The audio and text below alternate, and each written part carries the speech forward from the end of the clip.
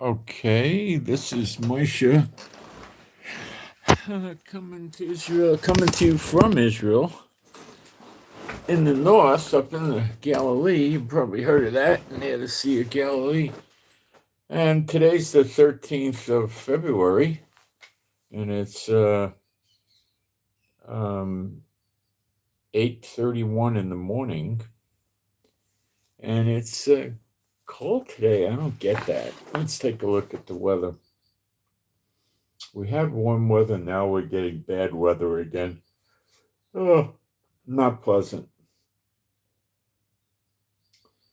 Oh, it's going to be actually a warm day. It just started cold, 72 degrees, and no rain today. Um, they've changed their forecast. Let me make sure they're not. No, they're not showing any rain. Maybe in the night. No, not even. The forecast has changed. So now they're talking tomorrow rain, 75% chance, but nothing on Sunday. And then again on Wednesday. This is getting old. See, what happens is the houses here are built for some reason lacking logic completely. I would guess 90% of the houses are built without insulation, maybe 98%. I know of one house that has insulation, that's it. Um, and They have tile floors over concrete, no carpet. And the roofs are concrete with tile, and the walls are concrete, and the place is freezing. When we go outside in the winter, and it's very, very often warmer out in the street during the middle of the day, of course, than it is in the house. It's common. You can go outside and warm up. You leave your house in the winter to warm up. Isn't that nice? Um, the logic behind it, and there is a limited amount of logic, is in the summer, the houses built this way stay 10, 15 degrees colder than the outside. They really do. They got these plastic shutters. They're like levers.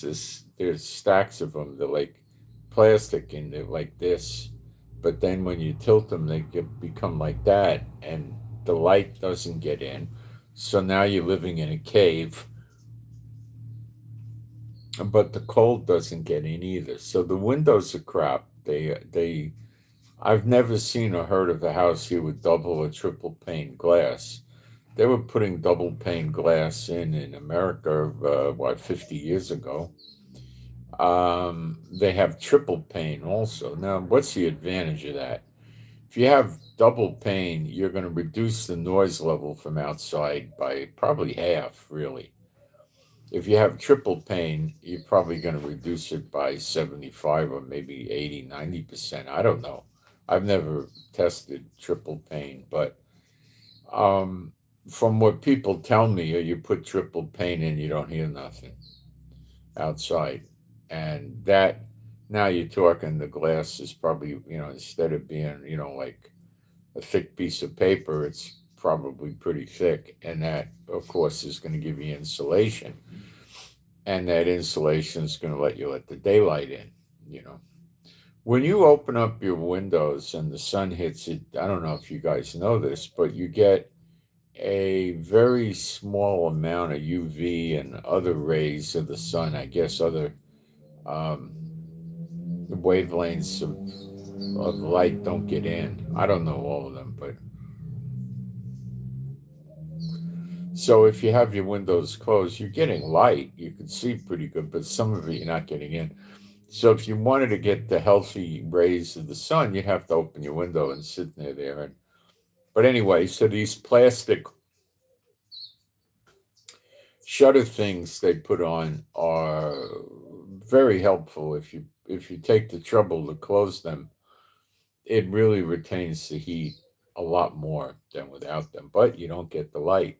And the other thing that's problematic is the air in your room doesn't change. So I don't like to sleep with that at night because you're going to get stale air. So I always keep the window cracked a little bit, maybe a half inch or probably about a half inch, a quarter inch at night. So there's some air movement coming in from outside. So I'm not sitting there breathing the same air all night. I find you wake up in the morning and you feel more refreshed. Okay. Um, I'm going to have to do some spiritual warfare. Knuckleheads are running around. Um,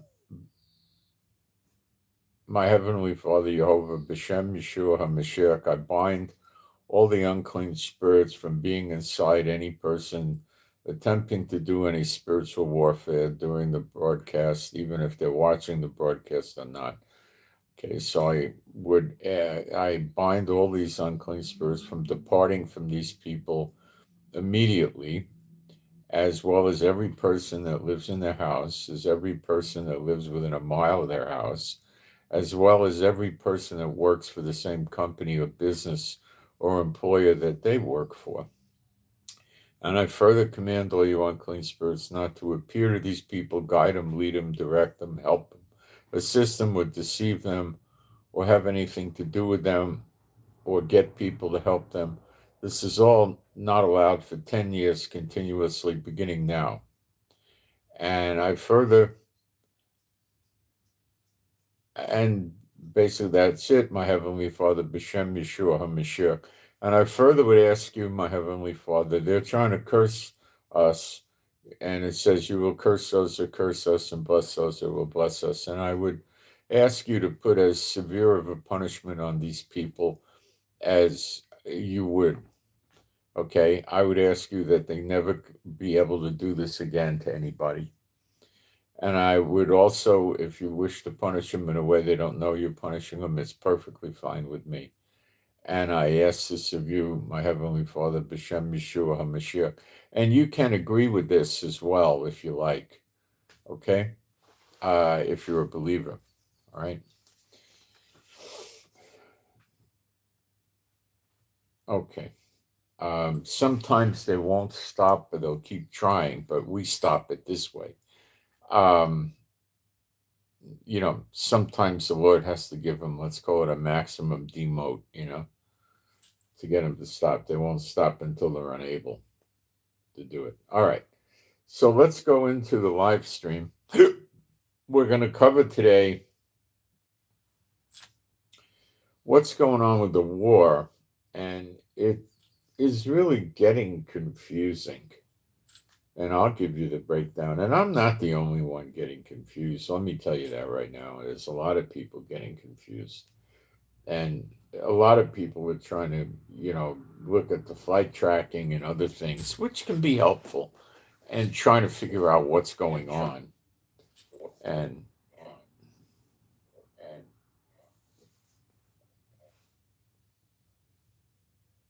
now we're buffering, aren't we?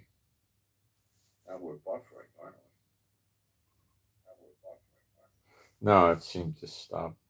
I think it could have been my iPad. All right, let me take a look at what's going on in the chat. Okay, moderators here, great. Or I see one anyway. And I'm going to put a very fast post. Well, it's actually Friday in Israel. Okay, let me get a fast post up here, which is going to be seconds, not minutes.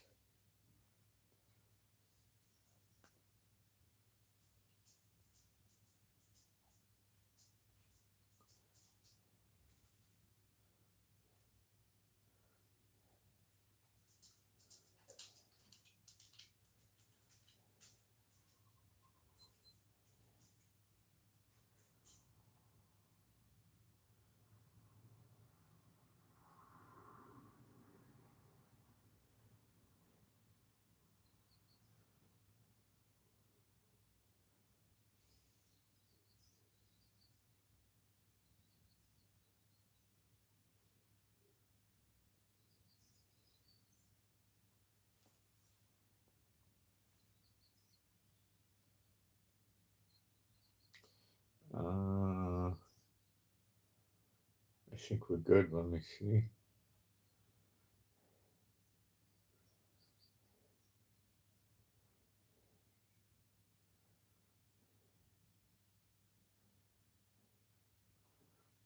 Something's wrong.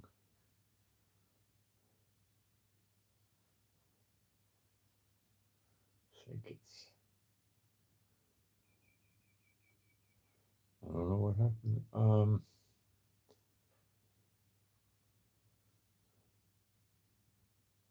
I had to try this again. It didn't work. I don't know. It disappeared or something. I have no idea. Good old YouTube.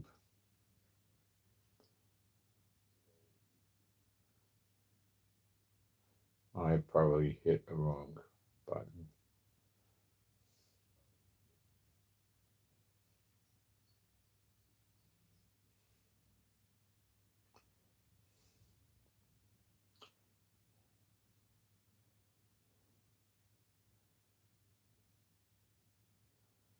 Now it worked.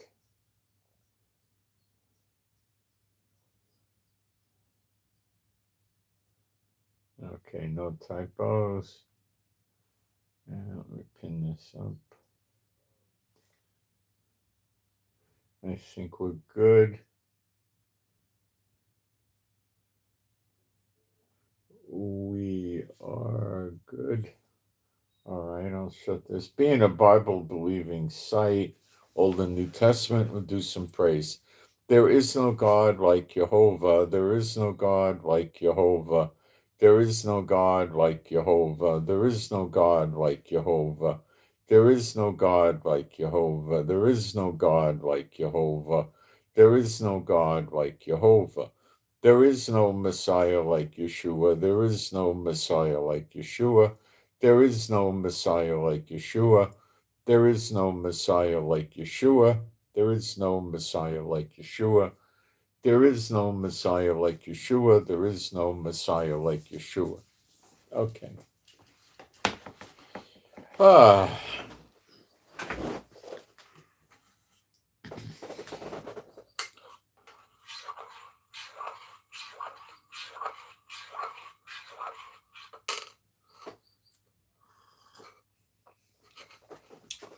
So the big confusion is this. Some reporter asked Trump what like his deadlines are with the negotiations with Iran and all of that. Because he was saying, "Oh, I want these negotiations to work. I'm pretty sure they're going to work." And I told that to Netanyahu, and I don't want to go resort to the really bad, options.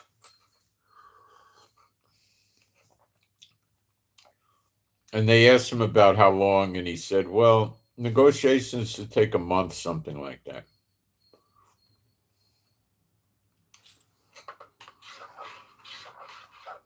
What is this crazy guy doing?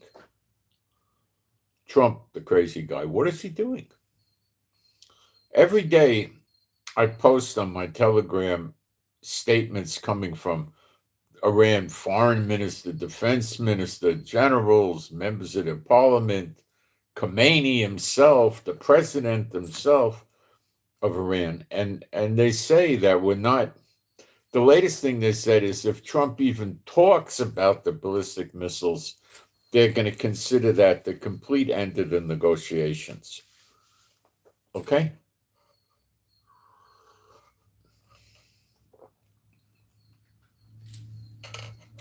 Netanyahu told Trump what I would consider extremely accurate information. He said, "Don't waste your time with Iran. If you even get a deal from them, they'll just break it when the time comes. You're wasting your time." And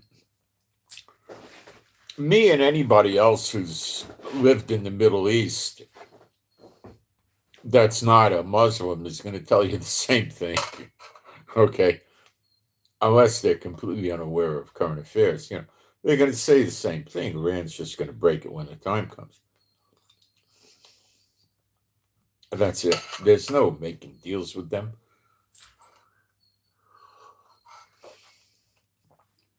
The Quran, their Quran, teaches them that it's okay to go make deals, treaties, and stuff like that. And when the time comes, just break them for your own advantage.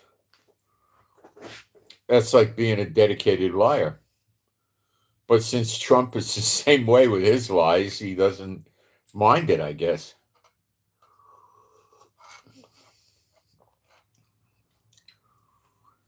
Netanyahu doesn't give a hoot about a treaty or a deal with Iran. He knows it's not worth the paper it's printed on. The president of Iran comes out and makes a statement. With the value of the Iranian, what do they call it? The rial, their currency, which works like this. It's approximately $1 buys 1.5 million Iranian rial. That's an estimate. It's something like that.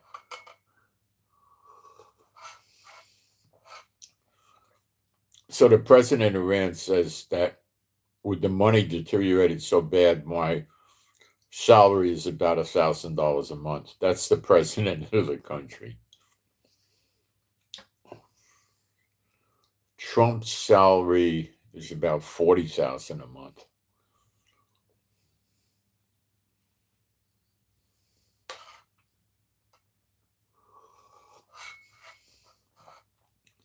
But I think if Iran was in good shape, the salary for the president would probably be about $1 million a year, or maybe $500,000 a year, or $750,000. I don't know.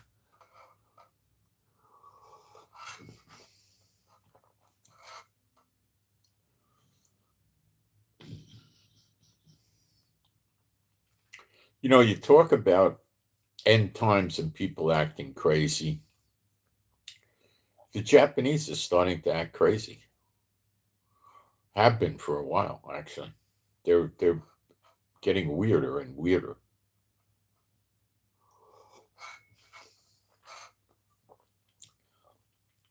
The business practices aren't too good. Now they're liquidating foreign bonds. I don't know what I don't know. It just seems to me they're thinking about breaking from America, but they're not that high on it. The Japanese have learned over the decades to sell products all around the world. And they're selling their products, like Toyota, Datsun, Lexus. They're selling, all over the world. They got Nissan, they got Kawasaki, they got Yamaha, they got Honda. These are all Japanese, I believe. Yeah.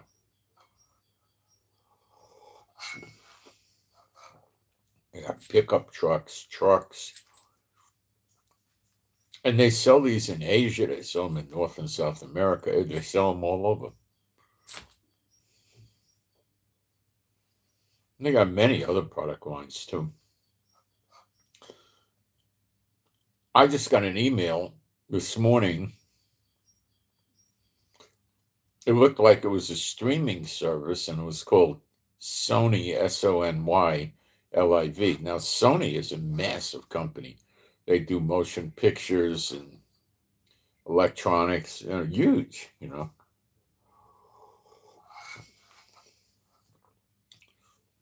So I didn't know what it is, so I looked it up. And what it is, I had AI look it up. What it is a streaming service for India, which is like, what, 1.5 billion people. Because most of these companies, the other side of the world, think Israel is near India or something. We get this a lot. It's really pretty far away.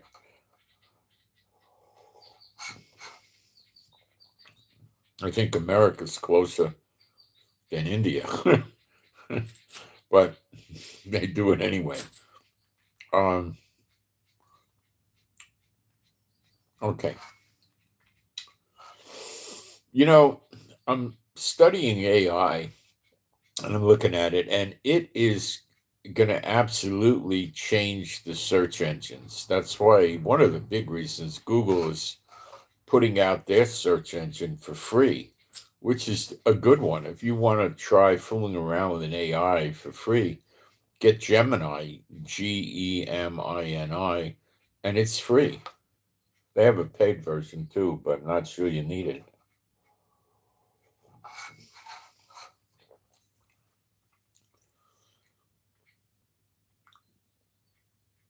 See, if I'm looking for snow tires for Israel, which I'm not, but I don't have a car. I mean, my wife has a car, but we put in AI best snow tires in Israel, affordable prices, where to go, which products to get, and where to buy them, and then AI in a matter of seconds, maybe 15 to 45 seconds, would tell me which products are the best, review the products, tell me why, tell me what they're supposed to cost, and what they sell for in Israel and where you'll get the best prices.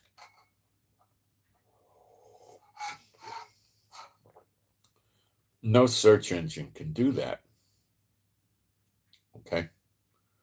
Um, so what the search engine does, you would put in there snow tires Israel, and you would get all sorts of junk coming up. A lot of it would be garbage that you don't want. And then you'd have to go open all these web pages and look at them and see if they're giving you the right data. Or is this a web page that's set up by Dunlop or Goodyear and it's only promoting their own products? You'd have to weed that out.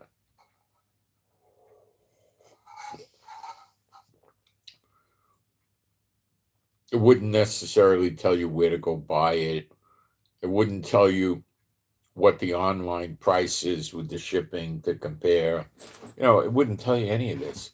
So, very shortly, people are going to stop using Google and the competitors to Google, and they're going to use AI.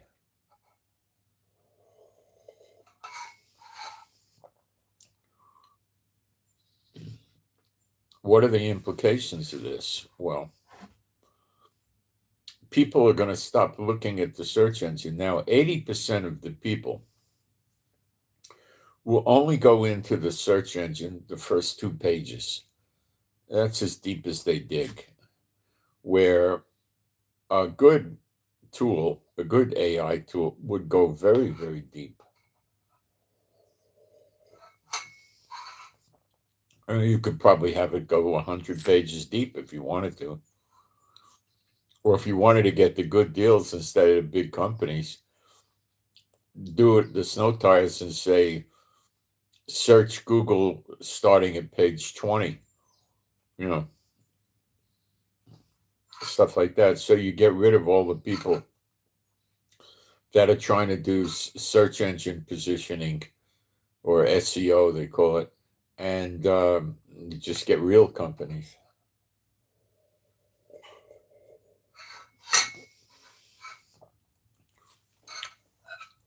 So in a matter of months,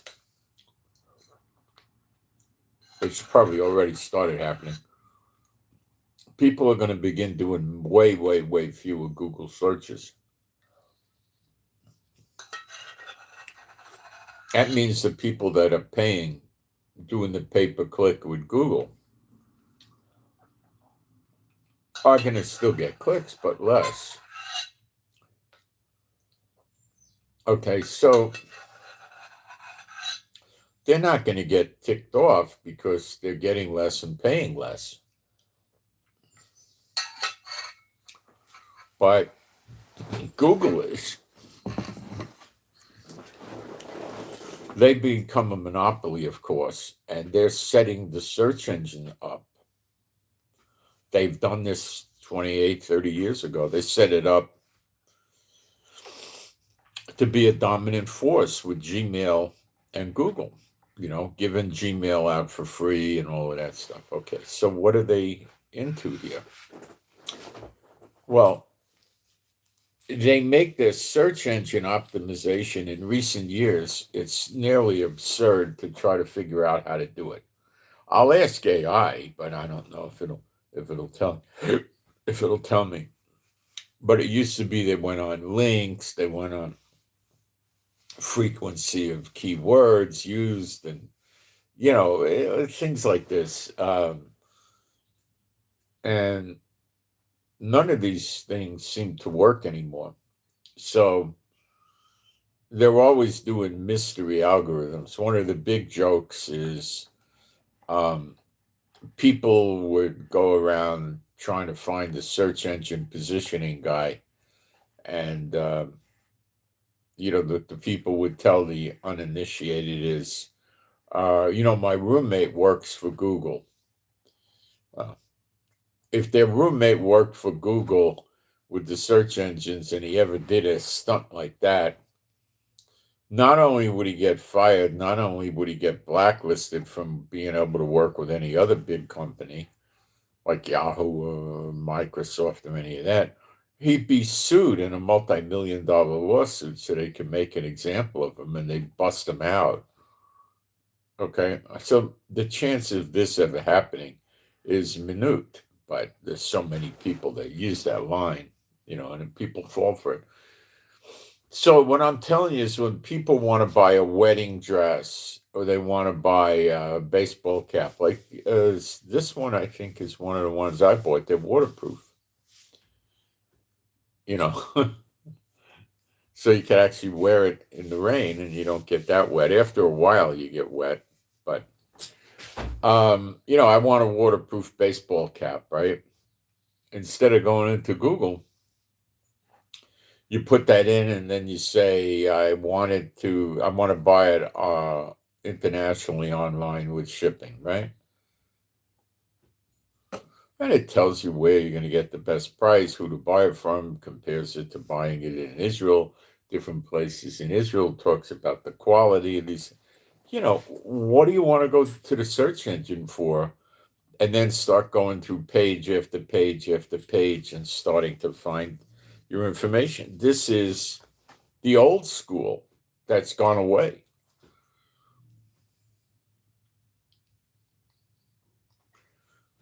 So, that's why they want their own search engine. They want to direct the shoppers to the people that are probably paying them for pay-per-click in Google because they'll make money that way. And that's why they're selling their Gemini good. Now, if you want to fix things, let's say, how do I do this, that, and the other with my iPad, right? It'll tell you, but frequently it comes back and it tells you, I said, gee, I went and looked for that. It doesn't have that button. And they'll say, oh, wait a minute. Blah, blah, blah. Oh, okay. No, yours has this. And, they do stuff like that. So it's very, very good for trying to figure out how to work your phone or your computer, how to make it do something, or what software could I buy to do this. I use it for healthcare, like what supplements would help this condition, for instance, right? And they base it only on, real studies, so they're pretty solid when it comes to that. They're pretty darn good about a lot of things. No matter what country you live in, if you want to learn something about the law in your country, just look it up in AI. Now, I'll give you a tip. AI makes mistakes. What you need to do in my book is have 2 to 3 AIs. Normally, if you run something through AI once and then you run it through another AI, a different AI, the same problem, and they seem to not line up, then you got to go to a third AI. So I have 3 of them. One of them is free, and Gemini. And you're not going to get, really, it'd be rare to ever get double wrong answers. Okay, so now there's a big blow up with AI. The guy that owns ChatGPT, contributed $25 million politically to who? The Donald, the Trumpster. So the people that are left-wing Silicon Valley geek types have gone nuts. They're about to go to the moon. I mean, they are going crazy. And they formed a anti-chat GPT coalition where they've pledged to cancel chat GPT, but 750,000 of them have so far planned to do it. Why haven't they just done it? I don't know. They must be trying to do illegal extortion on chat GPT to tell them he's never going to give money to the Republicans again or something.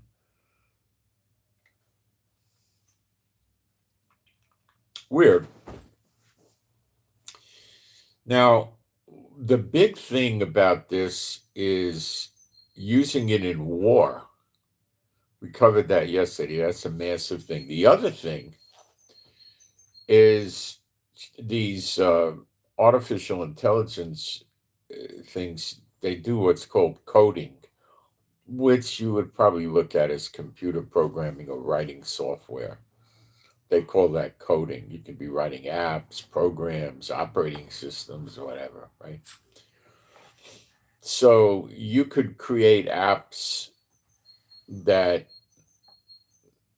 AI is probably at almost the point of making you an app, start to finish, ready to install in computers. I would say maybe at most you're 90 days out on that. I'm guessing. I could be wrong, but they're already laying people off. See, the future for these people that are doing coding is coding AI. But the problem with that is AI is on the verge of just keep reproducing itself. You have AI and you get it to keep improving itself. And then you don't need people doing that. You're always going to need people, but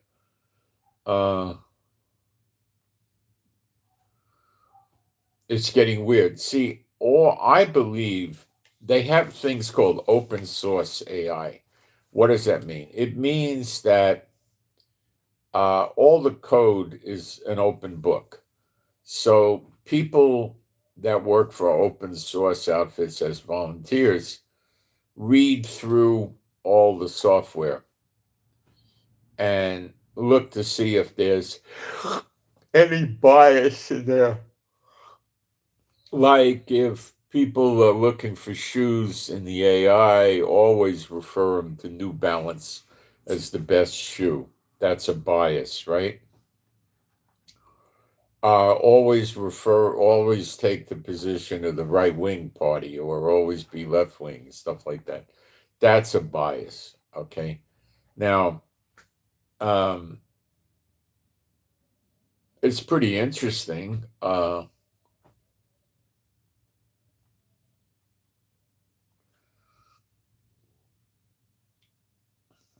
They in my book, they all seem to be biased.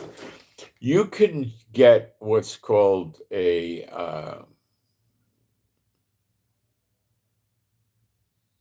what's the right word? It's aggregator. It's a website, not an app. A website. They do have apps that do this too, I believe. Maybe one or two. It's a website or an app that's an aggregator, and some of them have 200 AI programs. See, AI programs are good for certain things, good for others. Now, I don't care about my AI coding and writing code. I don't do that, so it's not of interest to me. So, different AI programs are good for different things, okay? A lot of people that are selling apps, for instance, they write the app and then they let AI go through it and try to find the bugs and fix it. I think you're going to probably get bugs on top of bugs. But I'm not sure what AI programs used to do that either. I'm typically using the simplistic ones because I don't have any of those high-tech demands. Okay. I'll be right back in a second.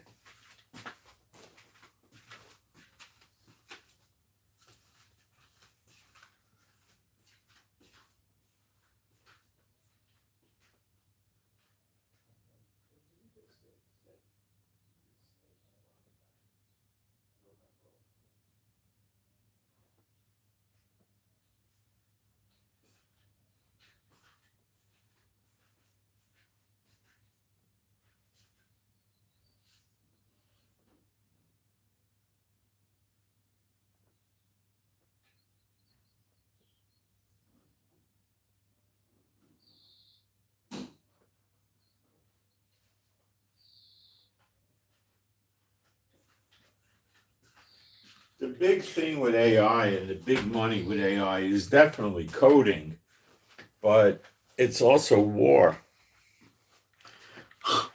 Yeah, there's big money in war because the printers of the money have plenty of it, and they want to know how to wage war victoriously.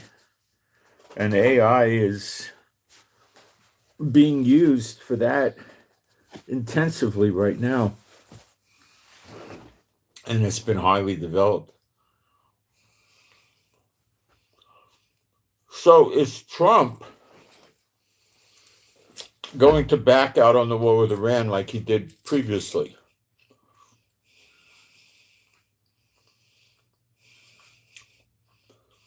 Let me give you the pros and cons, and then we'll talk prophecy.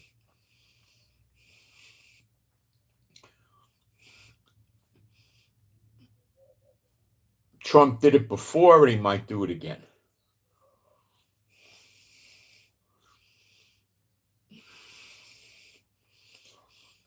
Trump may have no intentions of attacking Iran first.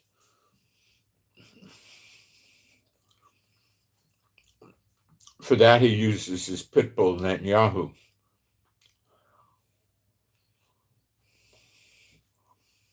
High probability, very high.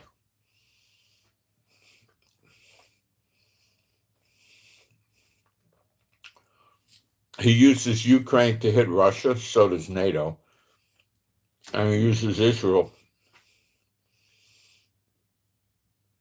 to hit the terrorists. So that's a high probability.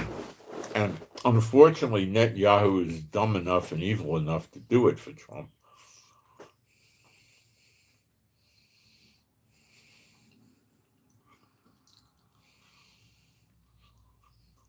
Herzog, the president of Israel,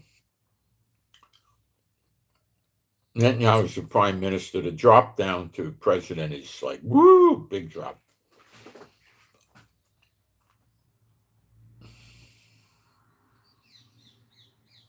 The president is voted into office independently, so he doesn't have to listen to Netanyahu.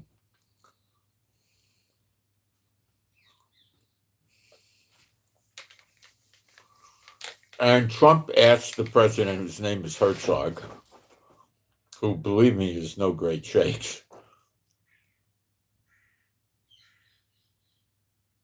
asked Herzog to pardon Netanyahu. Herzog did not do it. Netanyahu's a dirty dog, in my opinion, and a lot of people don't want to touch him. But it's hard as heck to get rid of him.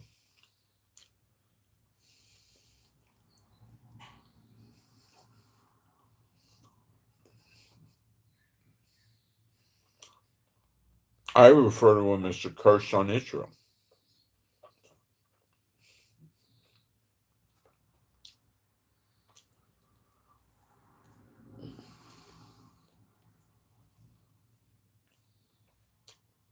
Trump had to spend $1 billion or $2 or $3 billion already,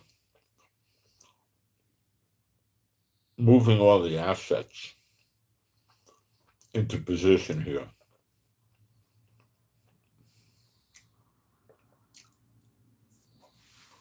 And no war even started. So he does what he wants. Negotiations with Iran is absolutely stupid.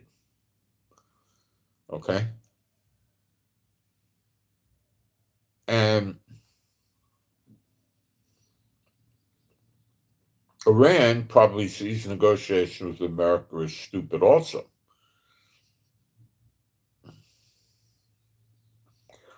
Why are they doing it? Well, they both want to look squeaky clean when the war starts. Not squeaky clean, but clean. But we tried the negotiation. They wouldn't listen. The Iranians will say they wanted to take our rights away.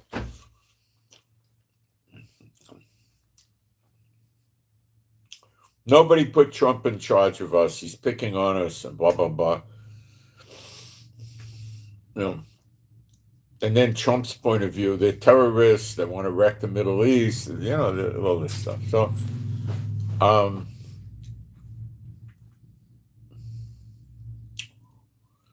they're both marking time.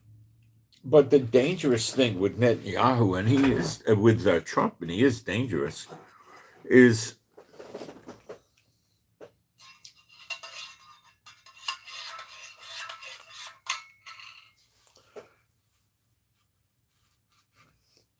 for one, he promised the Iranian people help was on the way back in early January. So it's been over a month. And now he's talking another month. That's what you call help is on the way. I would guess over 100,000, at least 87,000 are dead, probably over 100,000 by now. They're still doing a purge or a putsch or a cleansing on them, genocidal.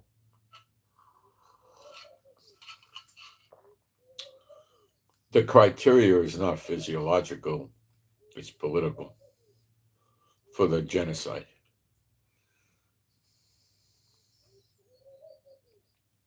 So we thought Trump was done because there was a lot of military equipment coming in that stopped. But lo and behold, it started again. So it's not done. Okay. People are saying that the latter day, the more recent days of the equipment transfers to the Middle East tend to lend themselves to ground fighting, infantry. What? Anybody you talk to that went to war college in the Army, anywhere, is going to give you basic figures to do an invasion plus occupation. In other words, you go in and you stay there and you run the place. You got to use a ratio of 3-to-1. So if the existing country that you're going to invade has an army of 100,000, you need 300,000. But Iran's got about 1 million, counting the militias and all that, But let's give America a benefit of the doubt, like some experts.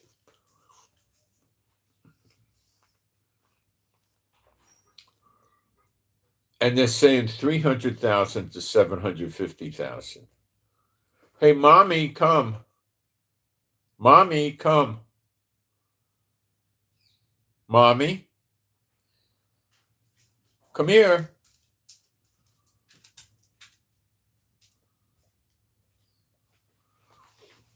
So, you want to get on TV? No? All right.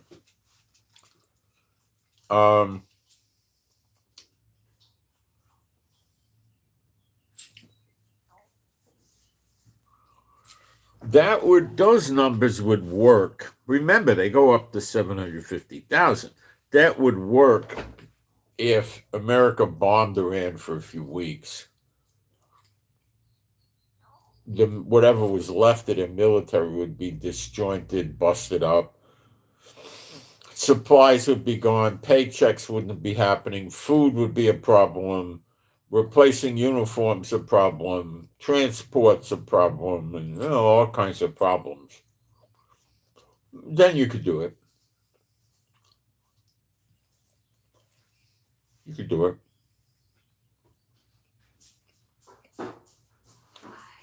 Those kind of numbers are attainable for America.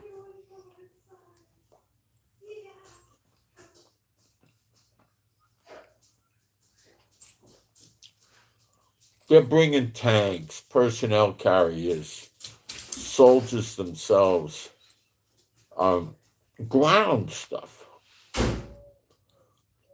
Are they using it to protect their bases from being overrun? You know, some analysts are saying, yeah. I have to say, yeah, there's a possibility, but nothing like that was done back in June and May when we were fighting with Iran and all that. Well, the 12-day war and leading up to it, nothing like that was done. So I'm not thinking it's going to be done unless they think that Iran, say Kuwait, Bahrain, Qatar, Iran's going to rain missiles down on them, drones down on them, and then invade them with foot soldiers. To take out Kuwait, I don't know what you need. Um, Maybe 10,000. I don't know. There's some American troops there. You might need 20, 30,000. You probably need 50 or 100 tanks, personnel carrier. You need a bunch of stuff that Iran doesn't really have good versions of.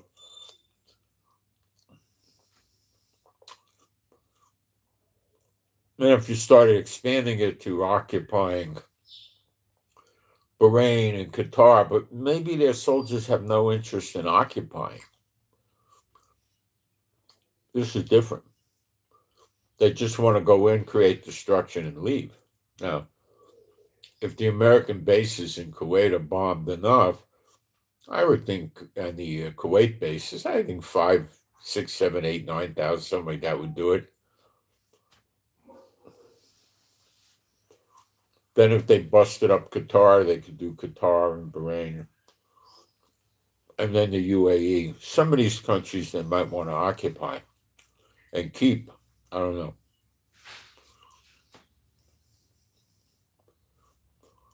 To get away with that, there's one big missing ingredient, okay? And that missing ingredient is America's the only one that's going to stand in the way. Europe won't do it.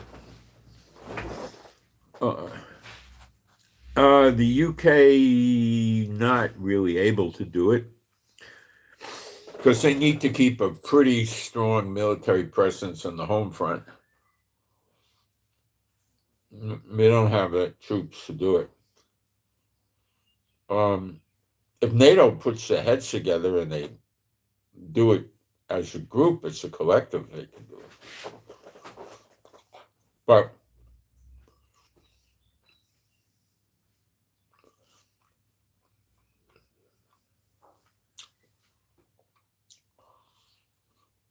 to take over, say, Kuwait, they'd have to put soldiers on every oil field, every refinery, every oil well, every pipeline, every storage tank, the piers, the ports.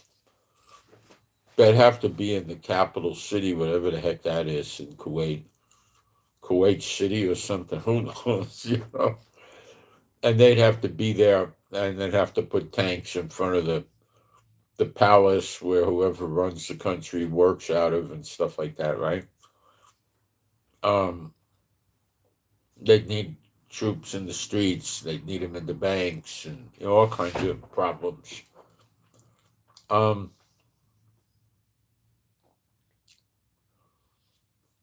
Iran just doesn't have that kind of military, guys, and they're too afraid of getting invaded, so they wouldn't do it. I don't think they would. Go in and blow the place up by air, and then if it was inviting enough, go in by ground. Maybe. See, how could Iran make a lot of money? Well,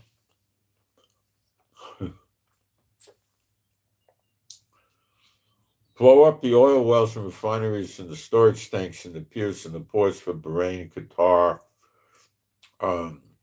Kuwait, UAE, or Oman. Jordan, I don't think exports oil. And Saudi Arabia. Put them out of business, right? Get America out of the Middle East. Oil will spike, but it'll probably settle down to 120 or 150 a barrel, 140, something like that. The profits would be outrageous.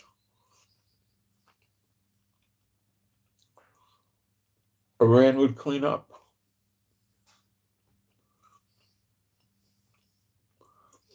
China and India would be sucking wind for oil because it's hard on them to pay that kind of money. So what would Iran do?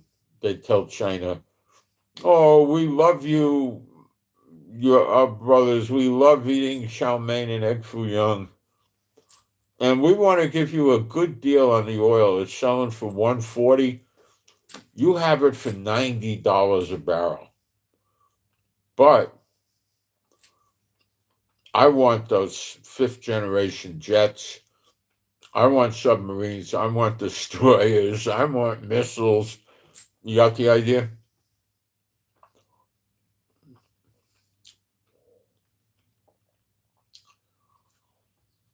It would work. And they'd pull the same thing on India. But India doesn't have a lot of advanced weapons. They have a lot of weapons. I'm not so sure they're that interested in the weapons from India.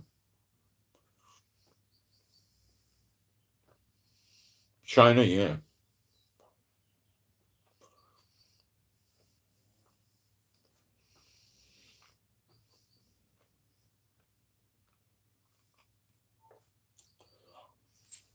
If they get rid of America, they don't have to play the game that way. They get China and Russia on board and they just start knocking these countries over and occupying them, putting puppet governments in.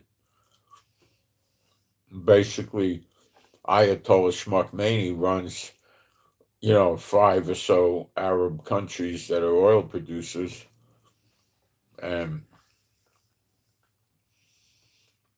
then the price of oil will probably go down to between $40 and $60. Iran would sell so much of it through BRICS off the US dollar.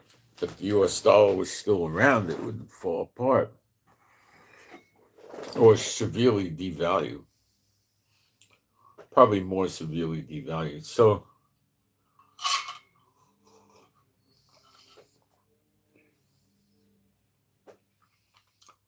if Iran sees a way to take out America in the Middle East, at least, so they never come back, it will do it.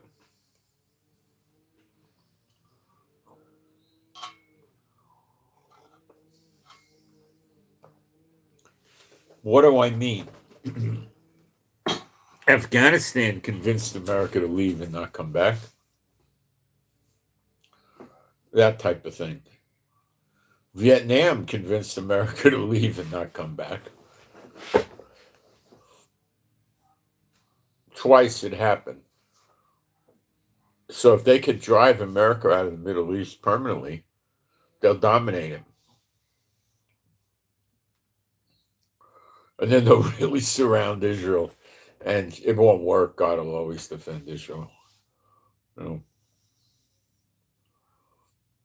If Iran got so rich, they had, $500 million trillion or something like that, they couldn't hold up against Jehovah.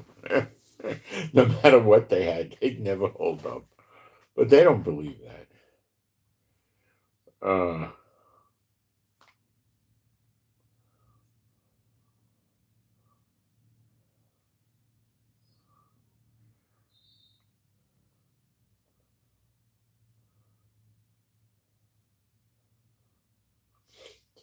there was two American Navy guys that were each driving Navy ships, destroyers maybe or something. And these two geniuses drove their U.S. Navy ships into each other. They collided. Now, what usually happens to the sailor that does this, um, the Navy is funny. Like they'll put a guy whose rank is commander, which is like a light colonel, or it could be a full. Do they have different levels of commander? I'm not sure. No, they don't. They have a commander that's like a light colonel, not a full bird colonel. Uh, the equivalent of a full bird colonel is a captain. So they'll have a guy that's a commander, and they'll put him in charge of a boat destroyer or submarine, whatever, and he'll have the title captain, but his uniform is going to show the stripes of a commander. His paycheck might be weird. They might pay him a captain paycheck or something, but his real rank is commander. See, a captain in the Navy is like a full bird colonel. In other words, that's one step below a one-star admiral. In the Army or the Marines or the Air Force, a full bird colonel is one step from a general. Okay. For every general, there's probably a few thousand. Well, not, I don't know. There's probably hundreds of full bird colonels for every general or something like that. I don't. They don't have that many full bird colonels, but just to give you an idea of what kind of uh, a rank it is, an army base that has a few thousand guys on it, maybe 15, 20,000 even or something like that, would frequently be run by a full bird colonel. They don't always take a high ranking guy like a general and have him run a base. Now, if you're dealing with a big base with, 35 or 60,000, they're probably going to put a general in charge of it. If they put a two-star general in charge of it, they might even have a one-star running around as his assistant. Usually the three-star and the four-star guys are real serious contenders, and they're frequently in the Pentagon or they're in CENTCOM, Central Command for Asia or the South or Middle East or something like that. So they'll be assigned there overseas. They don't live bad at all. They don't live like a sergeant. The army will put them on the base with a big house. A general's probably going to get a 2,500, 3,000 square foot house, you know, like a normal American looking house with two floors and probably have 3 or 4 bedrooms up and a nice place down. And it'll have a nice modern kitchen. It might have a pool, likely wood, barbecue outside, a front yard, a backyard. And he has the privilege of having an Army or Navy car and a driver. Um, he also gets bodyguards. And, so I mean, if he's on a base, they might have a car with two MPs or something like that um, sitting at his house at night. And during the day, they're watching something like that.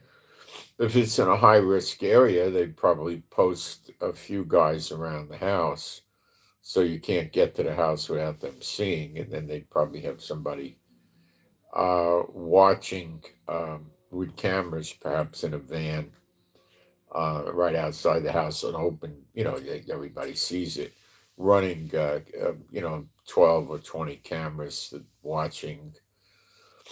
Yeah, that would be in a high risk situation. Um, and I don't know if the guy has a cook. He could probably, if he wants a cook, he'll get a cook. You know, gardening, then have somebody come once or twice a week and work his lawn and his yard. Somebody will service his swimming pool. Um, he cleaning the house is, I don't know how that works. Maybe they don't have anybody cleaning the house, they do it themselves. I don't know. Or maybe he does. It's hard to say. I don't know. But if you're getting to 3 or 4 stars, they're going to give you a house that's going to be, like a luxury house in a gated community. And you're probably going to get into 3 or 4,000 square feet, maybe 5,000 square feet. You're going to have places to entertain where you could have like cocktail parties with 30 or 40 people in the house or more, you know, and you're going to be entertaining. So now a 1 star will also, but not at the level of a 3 or 4 star. Yeah. So anyway, the full bird colonel is a pretty powerful person. Normal circumstances, there's not generals hovering around that guy, all the time. Okay. But when the general does come around, the full bird colonel has to suck up to the general, The generals, the jump from a light colonel to a full bird colonel is maybe like this, but the jump from a full bird colonel to a general is like that. That kind of jump is like going from lieutenant to colonel. I mean, they treat these generals completely different than anybody else gets treated. I believe that carries over even when they retire. They get to go to the military hospitals, and when you walk in and you're a general, they're going to give you a private room. You're going to get priority appointments, and you're going to have all kinds of special treatment there. Because the generals that are in power, still on active duty, want to protect the retired generals, because guess what? They're all close to retirement, right? You don't see a lot of young men generals, okay?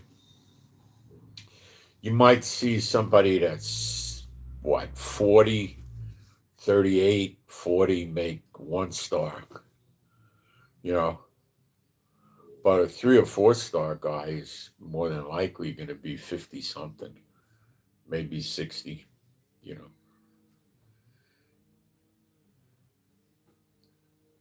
So these characters that ram the ship together, they're going to get maybe a reduction in rank. Now, you got to remember, they're going to do an analysis of this. They're going to have as much of a scientific program as you could possibly have on what happened.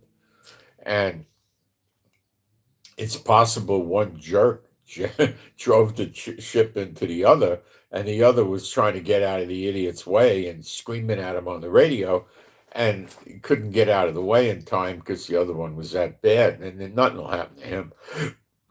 But chances are both of them could get reduced in rank. And I don't think they're going to let him drive a ship again, or at least a 5-year break. And they'll have duty that they're probably not going to like. Like what? Well, they could send the wife and kids to Seattle for a year, and then a year later they could send them to Florida, and then from Florida they could send them to California, then they could send them to Virginia, and just every year keep moving them around. And you imagine you got a wife and kids, what that does, you know. All right.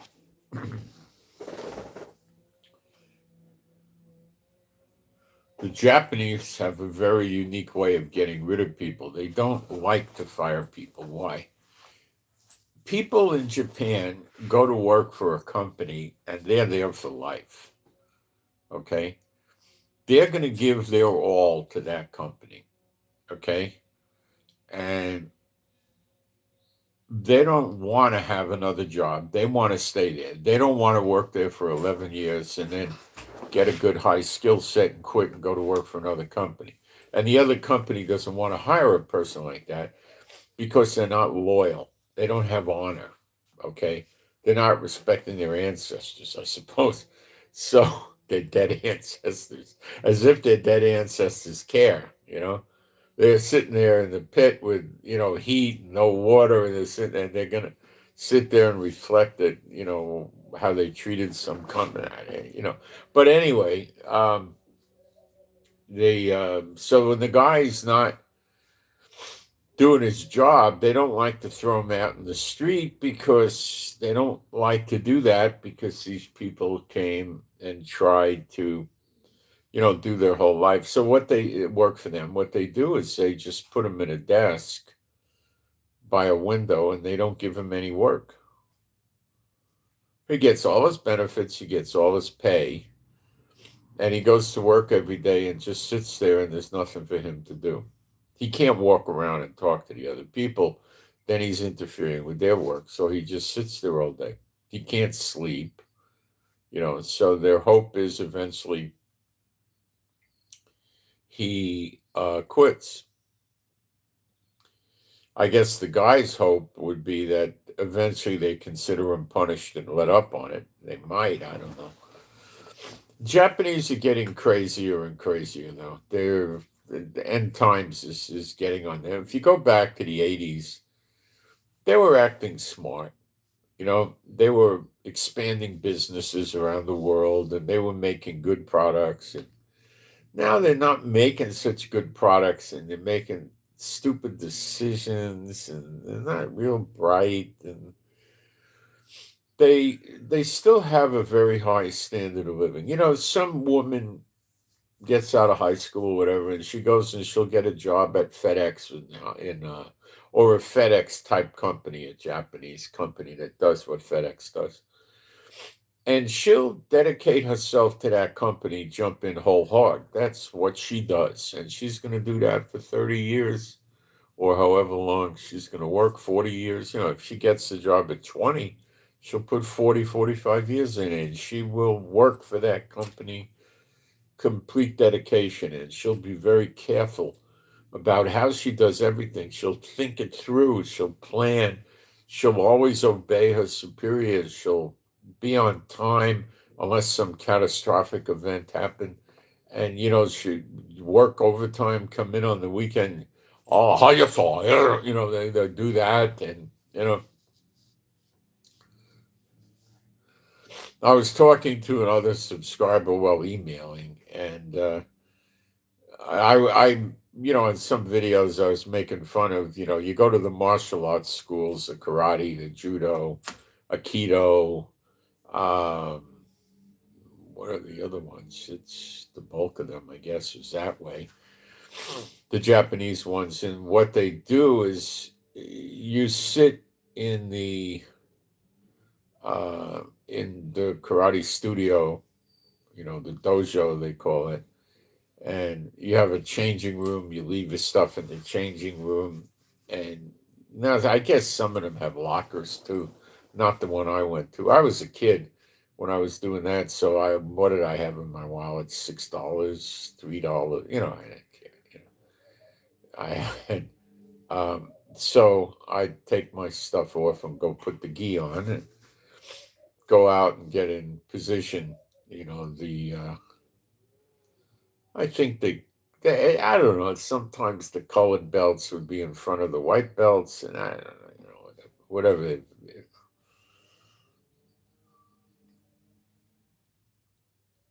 I think, yeah, that's how they usually did it. But anyway, so they had a table in the front, a little table with the top was about like that. It came up maybe waist high or less. Okay. It had a little vase, if my memory serves me right, it was a bronze colored metal. It could have been porcelain painted, but I think it was bronze.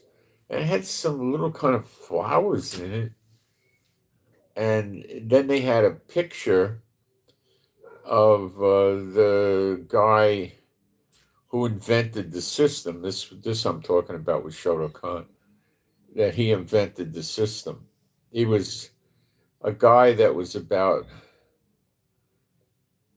I would say he was no more than 4'10". It wasn't by birth, a little person that they called dwarfism or something. No, it wasn't that. He was just short. Now, it's very hard for somebody that's short to get into fights and prevail. Okay. Um, I knew a guy that was in, I think, Taekwondo. He was a first degree black belt, and he was 5'5", 5'4", 5'5", about 5'4". And he got into a fight, and he told me about it. I didn't see it, and he lost.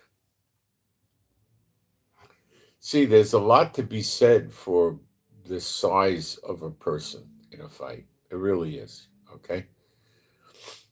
Now you could come up with all kinds of explanations about, you could use their force against them, you could sweep them, you could throw them.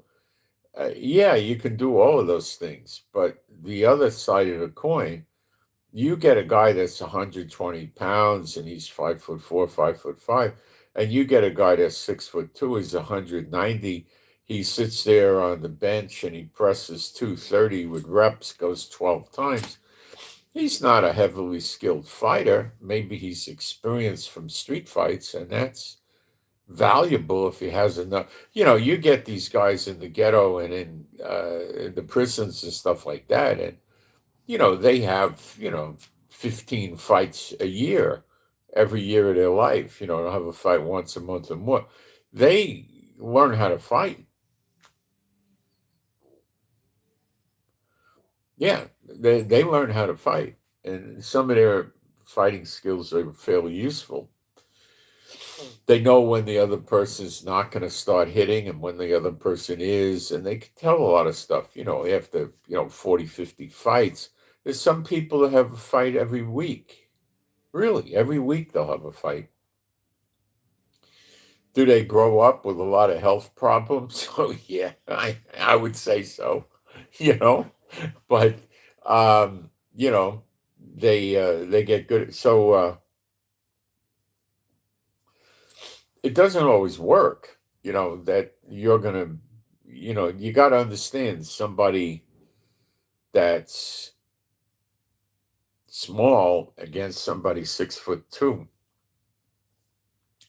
The guy 6'2" doesn't know a lot about how to throw a punch and put the energy of the body into it and the hips and the weight and all that. He doesn't know how to do that, but he's got so much weight and mass and strong that he just grabs a person and then bangs a head into a table or a wall. That's called using the ambience of the location, where you just pick something up. I know a lot of guys that street fight, and they did, and they'll just pick something up right away. As soon as the fight looks like it's going to start, they'll go pick something up. They say, "What am I going to go to karate school for 7 years? I just pick something up off the street and crack the guy in the head." You know, so if you're 5'5" and that guy hits you once in the head, your chances of continuing the fight are slim. They really are. Now, most black belts in most systems, I don't know how they do it in some of these places today because they're just handing belts out, for money. They don't care. But I mean, if you're in a real school, the first degree black belt is just, I'm not talking judo or aikido. I don't know from those, or jujitsu. I don't know much about those. I know their capability, and you know, I have some ideas how you counter them, but you know, you see, they're mostly going to wait for you to start the fight, and I'm not going to start fights with people. I don't go around and, hey, that guy looked at me funny like he hates Jews, I better crack his head open. I don't do that. Okay. I'm old now, but when I was young, I didn't do that. I just, if somebody was trying to do bodily harm on me for various reasons, like an assault or something like that, to rob, then I would go after the guy. But then again, he's coming to me, you know. So the Aikido, the Judo, and Jiu-Jitsu guy are frequently waiting for you to come to them. Well, I'm not going to come to them. People could sit there and insult me all they want in the street. I'm not going to go sit there and start having a street fight with them over that. What for? I'm not a moron. Okay, so they'd have you come in and get down, and you would bow to the picture of this jerk that invented the martial arts system. See, that's wrong. You shouldn't do that. Why? I mean, are you worshiping the guy? No, I never heard them say that. Did they pass this guy off as a deity? No. But they have him bow as a sign of respect and humbling to the picture. And that's a bad thing, because you're bowing to a photograph, and that's a graven image sort of deal. A graven image is three-dimensional. It just isn't right. So I tell people, and I'll say it again, if you want to teach your kid martial arts or send them to school, any place that has them wear a special uniform, waste of time. Any place that has them work out without their shoes on is a waste of time. And any place that has them bow to the perfecter or the master of the system, run away and don't look back. So what does that leave you? It leaves you with the best thing, and I don't know if these guys are still around, but they were in the 60s from World War II, Fairburn and Sykes. Um, it was Fairbarn or something. He was a Brit, and he worked in the Middle East in, I think it was Singapore or one of those countries over there. He was like a big shot with their police. It was a British jurisdiction, and there was a lot of gang activity, narcotics, murders, prostitution, all kinds of problems. And he worked in the streets for years. And he learned what guns work and what guns don't work, and what clubs work and what swords work and what knives work, and how to fight. And he developed a system with Sykes for the American military, and the British too, I think, used it. And it was a fighting system that they would give to guys that were going into like being a commando, which was about 6 months of training. And he worked a lot with what was called OSS, which was the forerunner of the CIA. And the OSS in World War II wore uniforms, just like soldiers that said OSS. They don't do that with the CIA, right?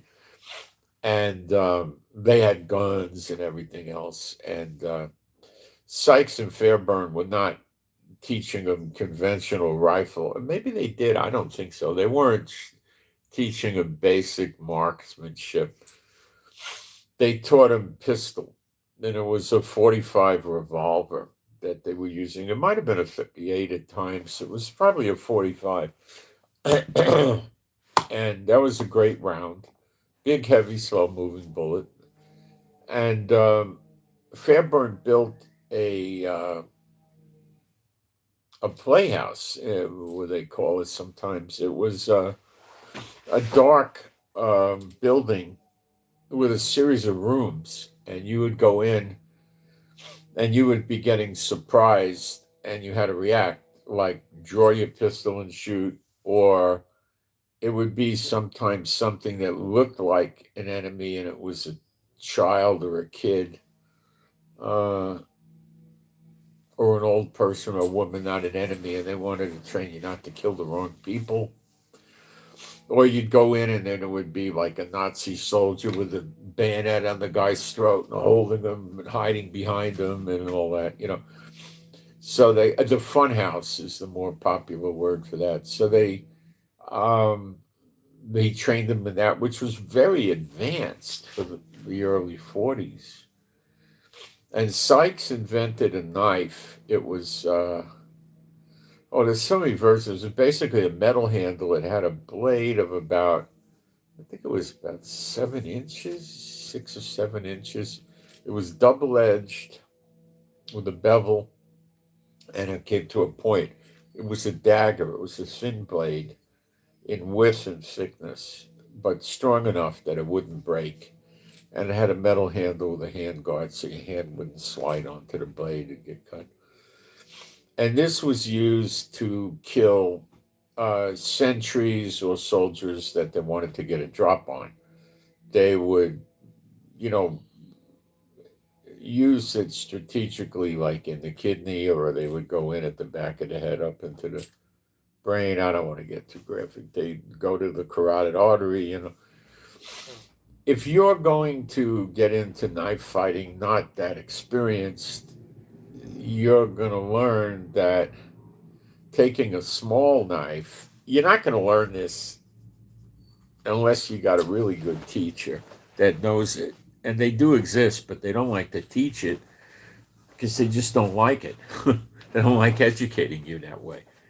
Um, but if you're using those 3, 4 inch blades and you go out and you stick a guy, is that guy going to be problem and stuck up and bleeding and all? Yeah, but it's probably going to take him maybe 5 minutes to 5 hours to get sick, or maybe a whole day.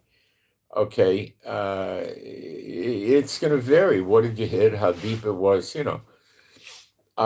Yeah, it's a bad thing, but it doesn't stop the fight. That's the only thing that saves your life. So if you get into a larger blade, now my opinion is the minimum would be maybe 7.5, 8 inches minimum. Minimum. They used the lesser. It could have even been 5, 5.5 inches, but it was a very thin blade, very sharp, and it was easy to slide in. If you're using a Bowie knife, where the top of the knife is a 1/4 inch thick, um, and you take that Bowie knife, you're going to have to go, oh, you know, you're really going to have to jam it. And if you're trying to hold the soldier or hand over his mouth or something, you're going to have a lot of trouble getting that in a good insertion of that. Um, but if you're just out there free fighting and you're smart and you have a Bowie knife in each hand with at least let's say a 10, 12 inch blade, and on the front of the back edge, about that much is razor sharp, shaving sharp. It'll pop the hair off your arm. So you have the backswing. So you could go like this, and then the guy that you're fighting gets confused, and then you just go like that, and you cut him. But I'm not in the business of going around jumping on sentries. So if I was using 2 Bowie knives, somebody's trying to get me and hurt me badly, I would attack his limbs first. And that wouldn't take but a few seconds. Then I could finish him off or just leave him and walk away. If you got both arms cut up, you got to get the cut. It doesn't work when you do one. You got to come back and do two. So if you cut somebody once on the arm, they don't really lose that control. But if you go, you make like an X, then they're going to lose control of the arm.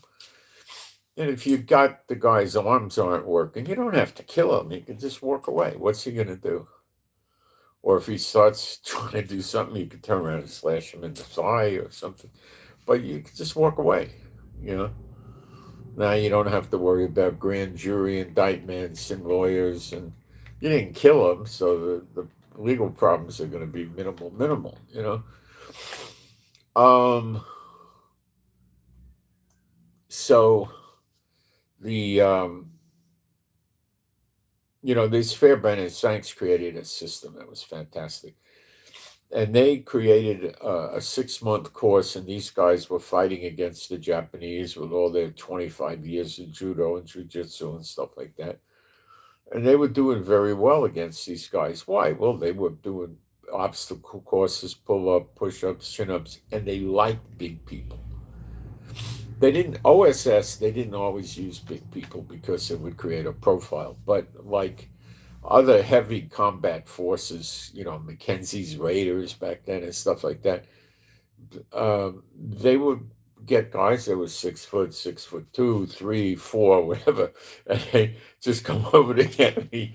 The guy got a fist like this, and he grabs some Japanese guy that's got 20, 30 years of experience, and the guy comes in and tries to lay a kick, and he kicks the guy. He's like, I don't care, it doesn't do anything, and he pulls the guy in and just starts hitting him in the face 2 or 3 times, breaking all the bones, and it's over. Female cops suffer from this all the time. I think one of the stupidest things they ever did was make female cops, and I used to work in law enforcement. I'm telling you, it's a big idiot move. I knew a girl I grew up with, and she became a probation officer, which is not really like a cop, but it's sort of maybe like a cop, but not really. They don't go out on patrol and they don't answer calls or anything.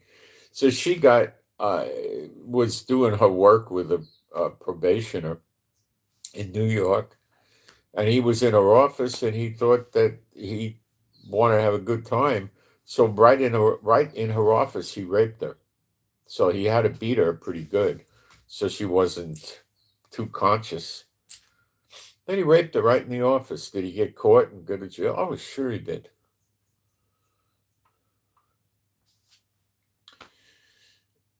The women in law enforcement got to use the gun. They're too quick on the gun. I saw a thing in San Francisco. This is going back 40 years or so. There was some guy. He was a drunk street person. This was actually on the corner of Haight and Ashbury, the Haight Ashbury, right on the corner. And it was in not late at night. It was 7, 8 o'clock, 9 o'clock. There was I think 3 uniformed cops, at least 3, maybe 4. And there was a guy, I believe he was urinating by the garbage receptacle on the off street. It was on Ashbury, and these cops saw him, and this one female cop ran up on him, getting right in the guy's face, and she was, I don't believe, even 5 foot tall, maybe 5 feet at most. She was like the size of an 11, 12-year-old kid, you know. And she ran up on him. She had the uniform, the badge, the gun, the hat, everything. And she ran up on the guy to show the other cops how brave she was. And, if that guy turned around, and he wasn't a real big guy, he was a street person. But I mean, somebody turned around, and they don't have to know that much about what they're doing, and they punch her in the face, her head's going to break open. Really, I mean, this happens to them. A lot of times this happens to them, and they go to the hospital because they got a broken face. And the plastic surgeons go to work. The government pays. They fix the nose usually, sometimes the teeth and the jaw. And then they get therapy, and they talk to people. They learn how to do it. And they go out on disability. They don't want to ever go back to work. And they keep hiring more women. And it's ridiculous. They can't. A lot of times the women, they'll hire a 5'10", 5'11", and they're big and they're heavy. That might help, but they're not going to be able to hold up against a man who's determined. So yeah, you're dealing with street people and stuff like that. Let's say they get involved in something where some skilled people are trying to kidnap a guy to make $20 million in the street, and they come up on the guy, and the guy knows how to fight. He was a boxer, or he played football or something like that. He'll flatten her. put her in the hospital. And they don't believe it'll happen to them again. So they don't like to go back and, try to get. It's a real mistake. If they're going to get out there, they're going to be way too quick. And then comes the clubs. They don't use the club anymore. I think New York still does. It's usually about a 24-inch wooden hardwood club with a piece of leather to make a strap for it so you could wrap it around your hand. And you predominantly shove with it. So you try to hit them in the abdomen with it. So you got the reach over a big guy now because you got a big stick, right? And you could hit the guy in elbows, knees, the head, you know. And usually that's against policy to hit him in the head. But you could, big mistake. It's a big. Now they're making it with women in the military. Pretty soon you'll have women. I don't think they have any women Navy SEALs or recon Marines and stuff, but they'll start doing that pretty soon. And what does it mean? It means that some women can do the push-ups, the sit-ups. Now that might never happen because they can't be taking steroids in the service because they'll blood test them for that. So they can't do that. So I don't think the women would ever pass the physical if they could take the steroids for sure. So anyway, let's see what else is going on here.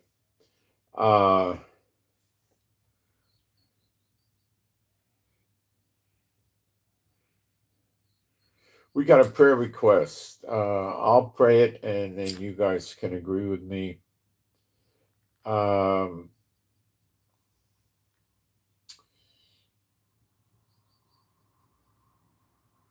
Okay, my Heavenly Father, Jehovah, I pray for RG, Romeo Golf, RG, Romeo Golf. I pray that RG gets a good, quick surgery date with good doctors and a good surgery and a good outcome and no problems or pain afterward. And I pray that RG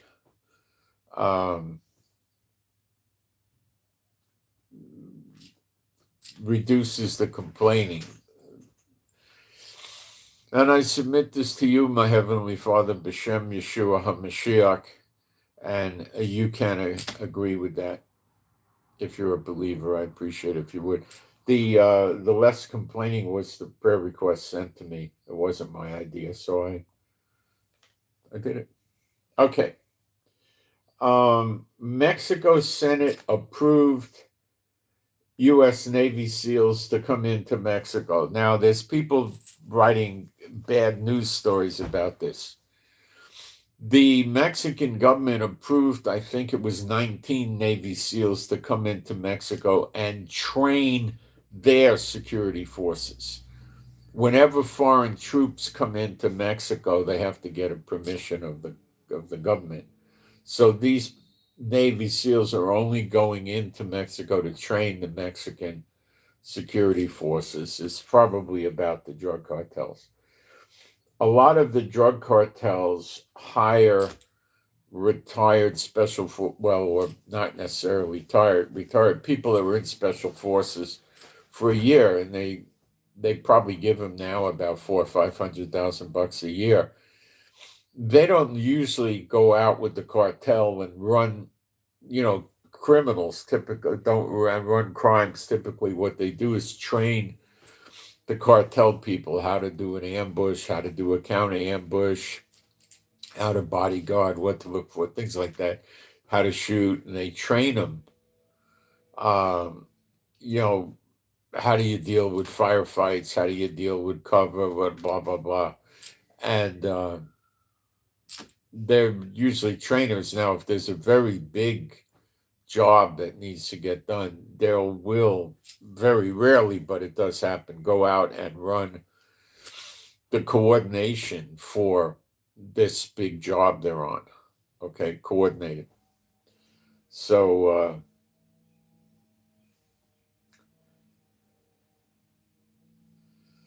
That's what this is about. So people are trying to act deceitfully about this and make it think that the Navy SEALs are coming in there to run an op on the cartels, and that is rather far from the truth. They're going in there, they're not going to be in any combat situation, it's just teaching.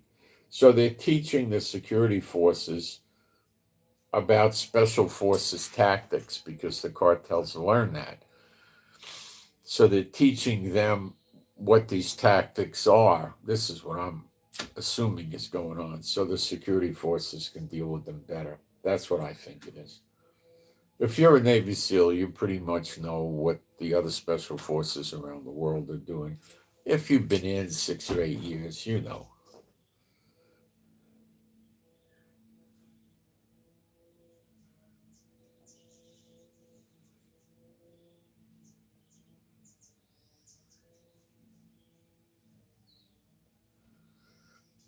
There's Israeli soldiers that are talking about shutting a highway down now, reserve soldiers, if this law Netanyahu's trying to get passed passes about liberating or freeing the Haredi uh, from the draft. They're going to protest and shut down highways. Now, this is the beginning of a military uprising in Israel. This is this Netanyahu piece of junk. He assumes everybody is an idiot and he's smarter than everybody. And it's so blatant and obvious what he's doing that people are getting really disgusted with him.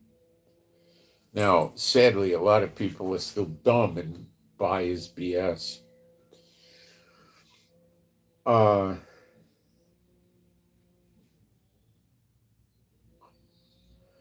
The ultra orthodox, these are the problem children, the problem makers, they're adults. Uh, they're launching hotlines to prevent draft arrests. In other words, arrests of the Haredi that are not reporting to the draft. While the new Haredi partition completes the first major drill and lawmakers push ahead with legislation exempting their students and the yeshivas from being drafted. So they all tend to live in communities local to each other, near to each other. So they're going to have patrols that are going to see the military police or the police or whoever's going to come arrest them and put them in jail or drag them to the army or whatever they're going to do. And then they're going to put a hotline alerts out and call all the others on the Haredi, on the phone and tell them to hide or stay off the street or don't open the door or something. So to avoid these guys. And, so what they could do is they could go into a neighbor's house next door. So they go, knock, knock, who is it? Police, we want to see if, Chaim, Lefkowitz is here, we're coming in. And they walk through the house, they look under the bed. They open the closet, they go on the balcony, they go in the shower. He's not there. They say, where is he? We don't know. Or they say he's at the yeshiva. Give him a wild goose chase. And then if they run to the yeshiva says, no, he left.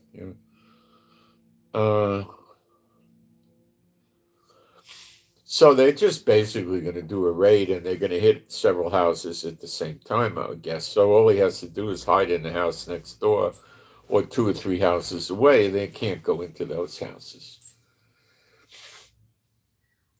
I mean, they could, but they wouldn't. If the police want to come into your house in Israel, there's none of this go get a search warrant. They're just going to be nice and tell you got to open up the door, and then if you don't, they'll break it down. There's no constitution.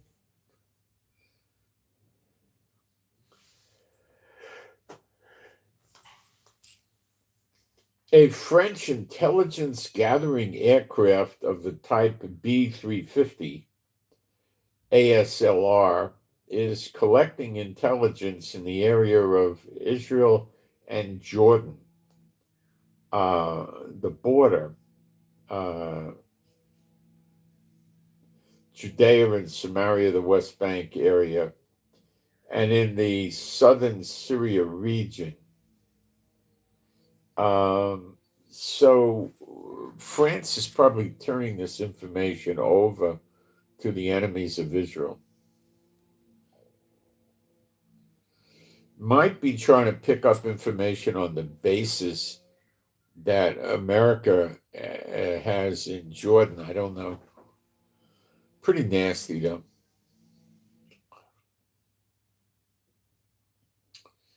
They're not helping us because we would do it ourselves. We don't need them to do it.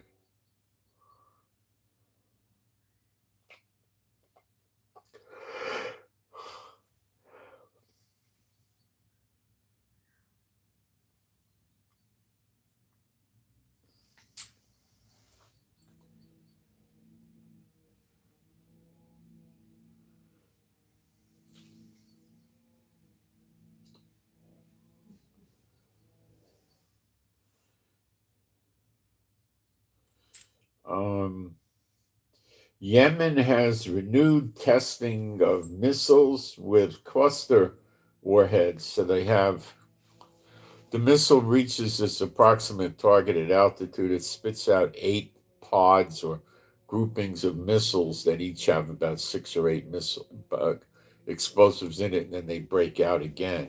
So if the missile can reach into Israel at, let's say, a city or something like that, and it blows up, it could get as many as 65 explosives or 64 falling down on the people.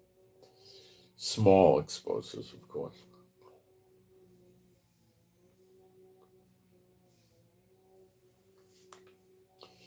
So Iran is got those missiles if Yemen does, so they might launch them at us too.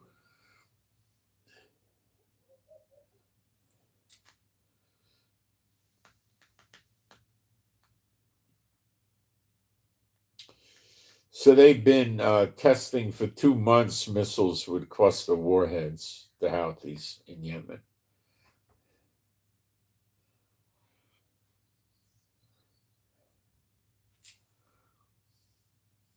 One of these missiles has the name Jihad, and it has a range of over 2,000 kilometers, 1,200 miles.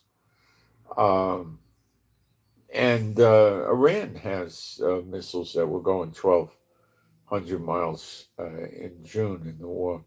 So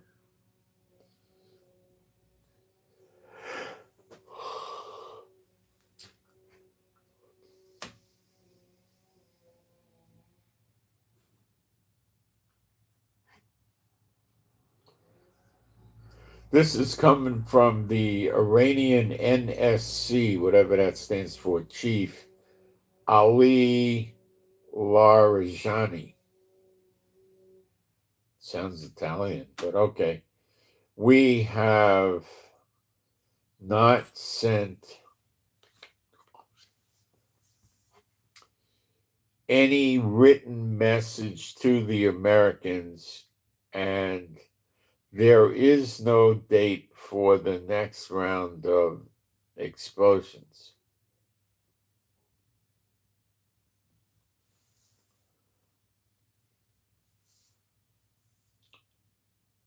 No, I'm sorry, the round of negotiations, rather. I'm sorry, for the next round of negotiations. So he's saying Trump is laying on the cock and bull stories. Um, so why is Trump buying time? He's trying to sweat Iran and maybe never will attack them.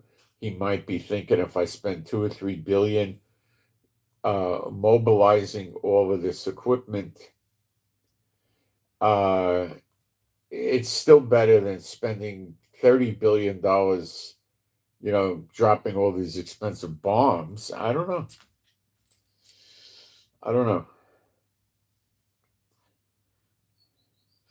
The Russian Murmansk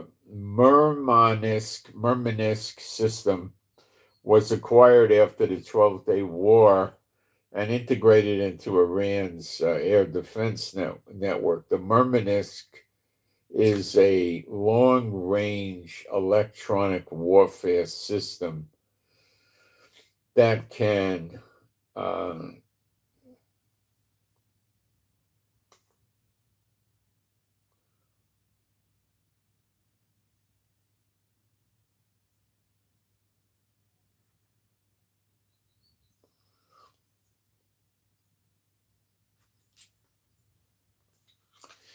all right, so they got this system there. Now, I'm not that impressed with this because without without a doubt, they've got this system in Russia that could be used against Ukrainian weapons, and it doesn't seem to be having much of an effect, does it? I mean, Ukraine operates with impunity against Russia, so how good could this system be? I don't think it's that good at all. It might have some effectiveness, but Ukraine walks all over Russia, and they're not that high tech.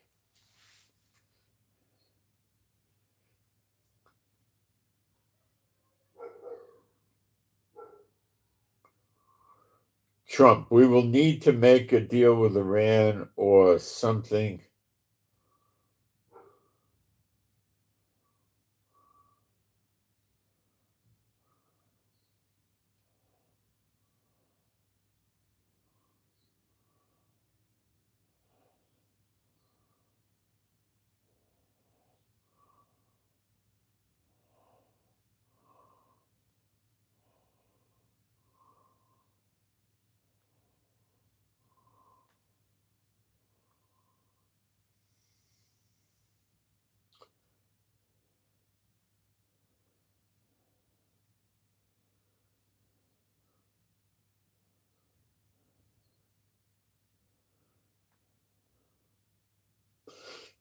Trump saying we'll need to make a deal with Iran or it will be something very traumatic.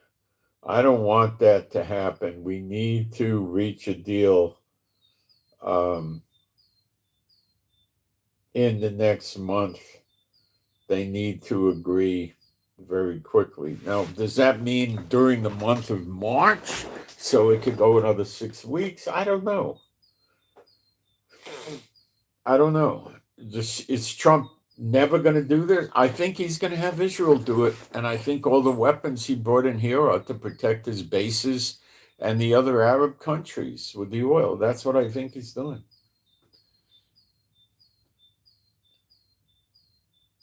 Will he do anything for Israel? Well, takedowns. He'll try to do takedowns. He'll probably try to electronically jam Iranian stuff and all of that. But I don't think he's going to drop explosives on him so quick. This is odd. Two Mexican Navy ships loaded with humanitarian aid docked in Cuba Thursday. So that's a few days ago. Well, no, that's probably yesterday. As the U.S. Blockade deepens the island's energy crisis.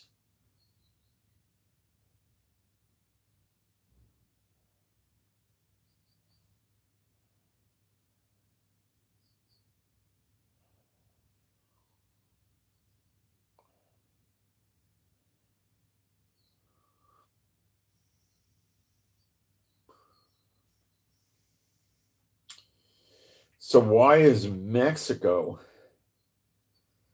bringing aid? The ships arrived 2 weeks after the U.S. President Trump threatened tariffs on any country selling or providing oil to Cuba. Well, Mexico is not giving them oil, I believe. I don't think so. Prompting the island to ration energy in recent days. I think they may have given them oil. I don't know. Humanitarian aid Trump's not bringing in, but Trump can't really stop that. It's pretty ugly for him to stop it. The Mexican government said that one ship carried 536 tons of food, including milk, rice, beans, sardines, meat products, cookies, canned tuna.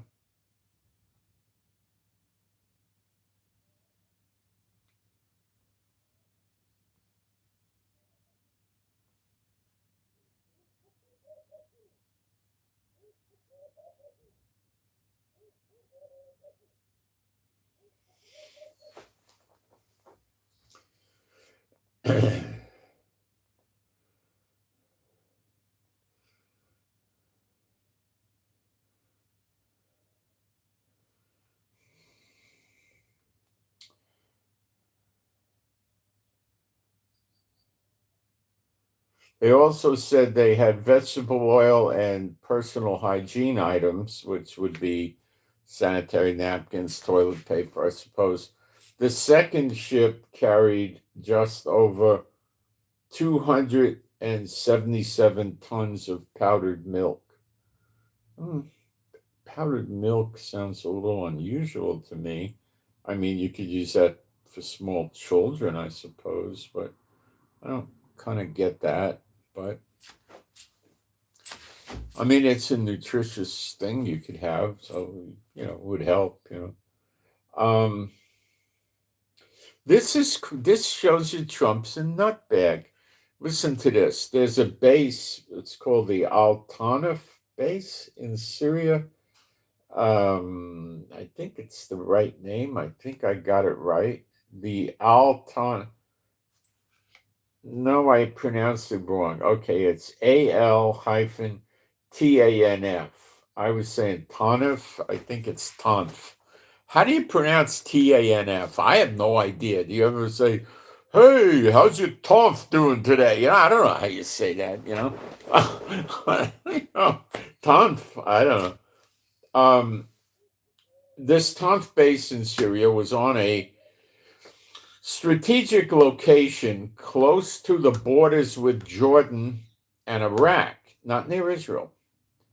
In a tense statement, the Syrian Defense Ministry said the handover of the base took place in coordination with the U.S. military, and Syrian forces are now securing the base and its perimeters.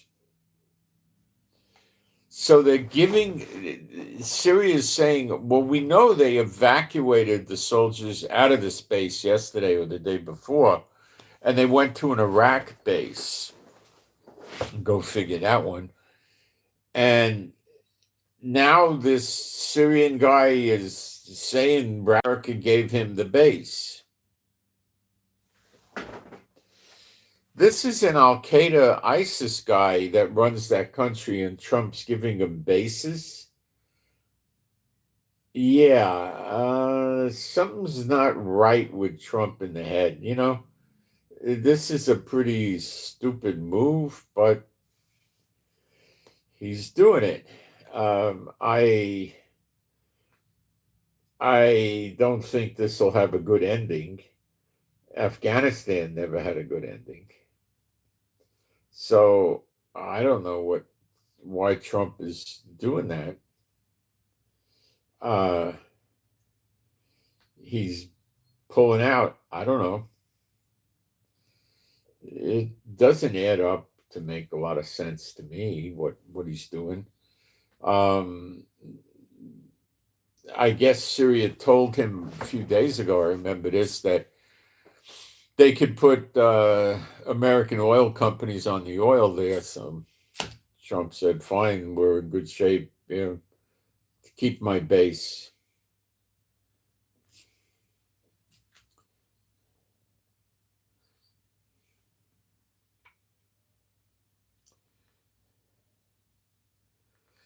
The Hamas officials have rejected Mahmoud Abbas drew up a constitution for Gaza, and Hamas rejected it. But Hamas is not supposed to be in control, and I don't know who put Mahmoud Abbas in control.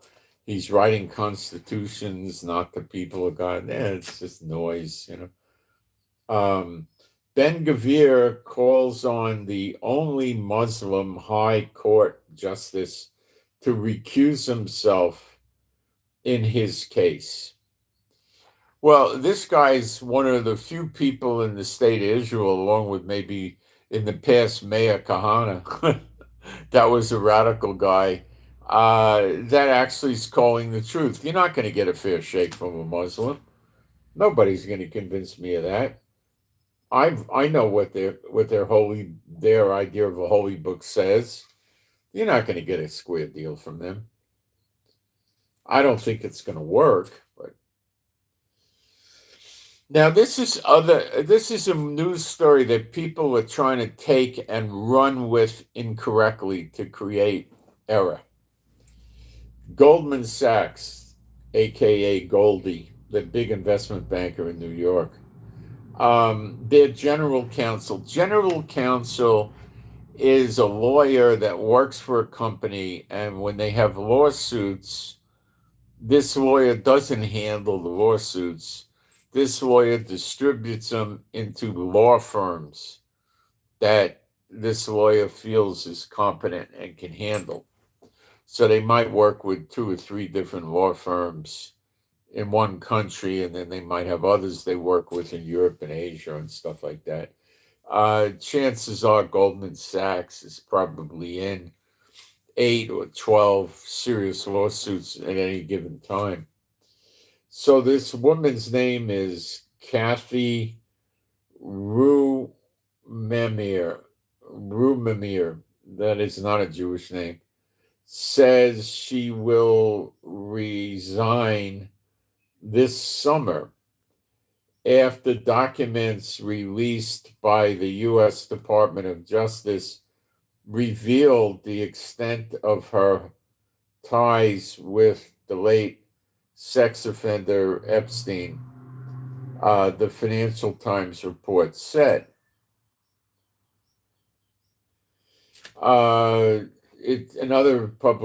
Financial Times said that she is going to exit the Wall Street firm on June 30th, saying, I made the determination that the media attention on me relating to my prior work as a defense attorney was becoming a distraction. So it appears to me that she worked as an attorney defending Epstein. Well, if that creepy crawler hired us, she's obviously in, Satan bot land, but maybe she's not as sick as the rest of them because she just took them on as a client. But it definitely is a Satan bot.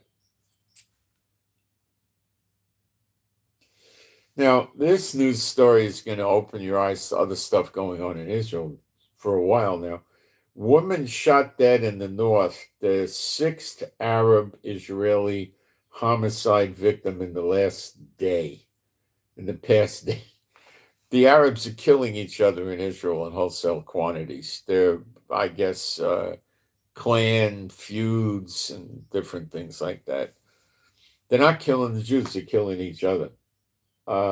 Is that the Lord, brother fighting brother? And probably, the Lord never told me he's doing this. It could be, I don't know. Likely, but I don't know.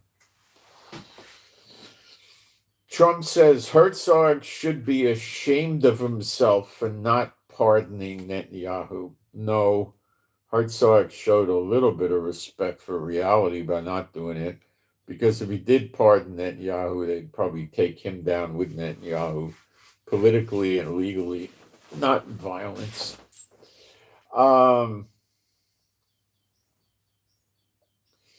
Now, this is who Trump is negotiating with, Iran, right? Let me read this to you.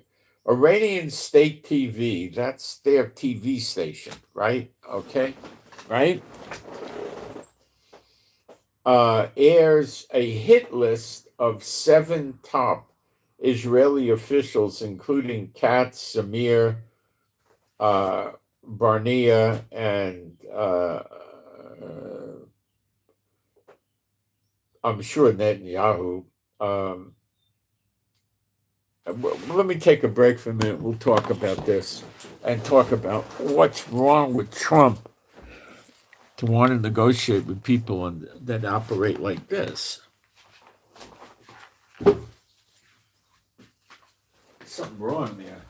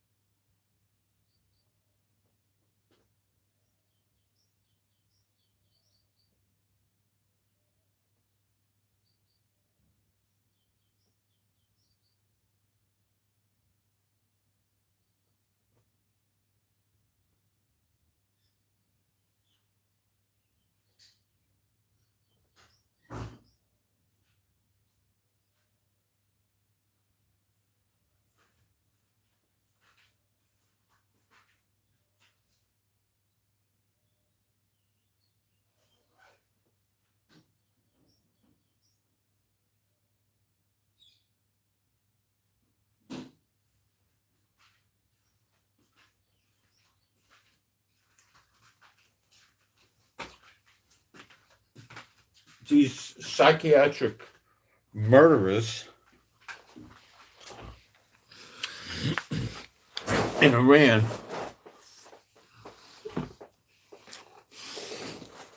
threatening to kill Israel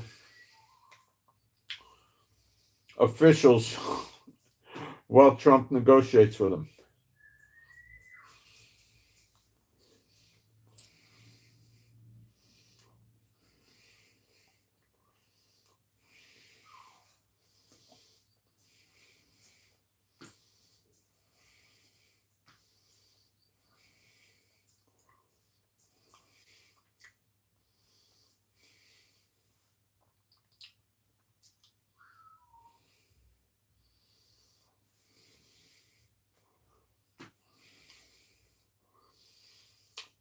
The New York Times is now stating that the aircraft carrier group, the Gerald Ford aircraft carrier group, operating in the Caribbean,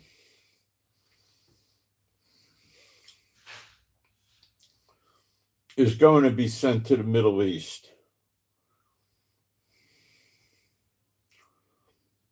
The aircraft carrier Ford is not expected to return to its home port until the end of April or early May, which is getting consistency going here with Trump saying, well, we're going to negotiate another month or so.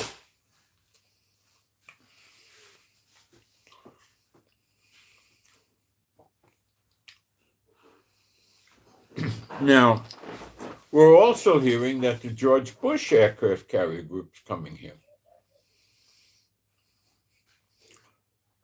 So it's a possibility that he's getting 2 more carrier groups. That will give him as much as 240 It'll give him between 210 and 240 aircraft on the aircraft carriers if he has 3 here.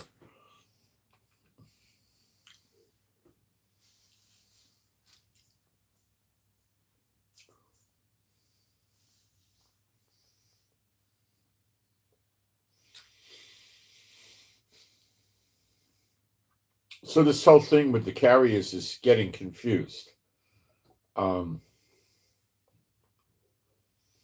Trump, with his arrogancy, told the reporters, "I will talk to the Iranians as long as I want. If we cannot reach an agreement with them, we will move to the second stage. The second stage will be very hard for them. That's not what I'm looking for." The time Trump is allotting for a deal with them, with Iran. So a reporter says, is there a timetable for a deal with Iran? Trump said, now he's probably talking straight. I guess over the next month. Something like that. They should agree very quickly.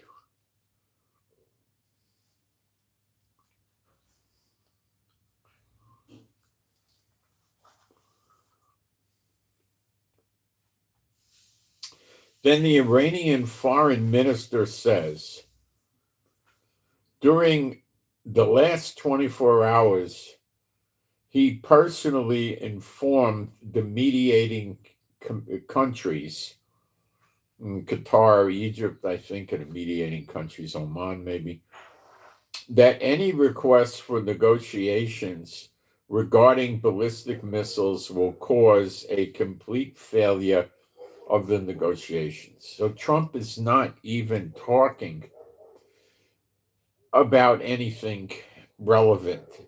The nuclear stuff is a joke. You guys know that. So what about how they treat their own citizens? Stop murdering them, off the table. Ballistic missiles, off the table. What are you going to talk about with them? You're going to talk about nothing relevant. I mean, what is Iran trying to do? They're trying to put Trump down, make him look bad, make him look weak, make him look stupid. And they're doing all of that. Believe me, they're doing all of that. And Trump is just putting up with this. And he did this back in June. And what did he do? He dropped a few bombs on their nuclear facilities, and maybe he damaged one facility. And then he got scared when they attacked his base in Qatar. So I don't know what he's going to do this time. I really don't know. Let me take a quick look at the chat, and then we got some Bible stuff to go through.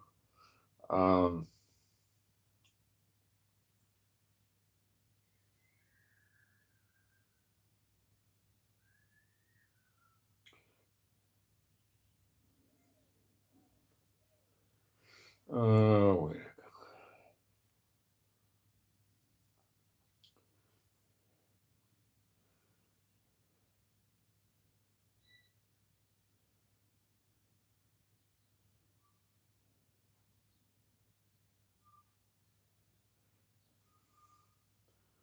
Trying to get the chat to open. And it's not wanting to open. There's always one problem, some other problem with this thing. Why?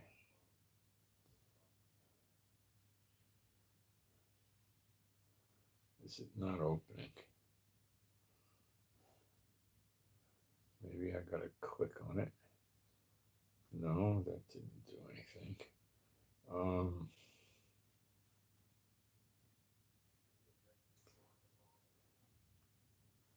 Can't get to the bottom of this. YouTube just gets worse and worse.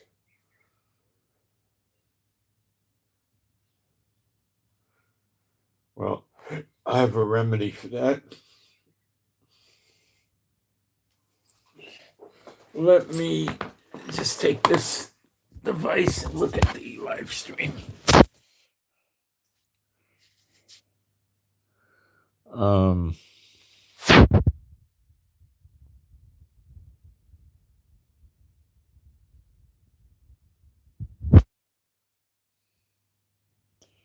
Just a lot of deleted messages from people that are insulting us.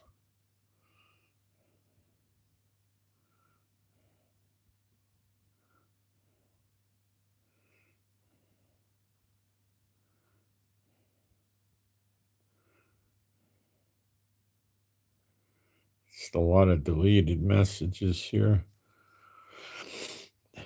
which is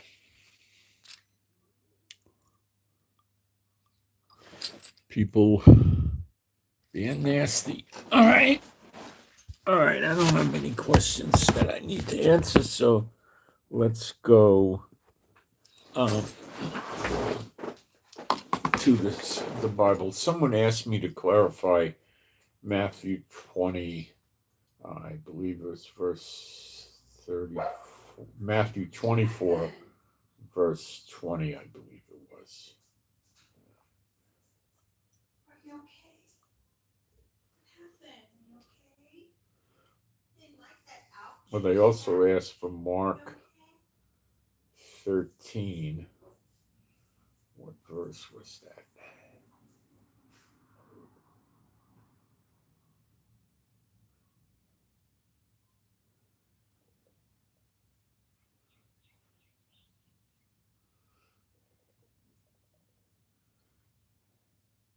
Well, let me go through Mark 13 with you.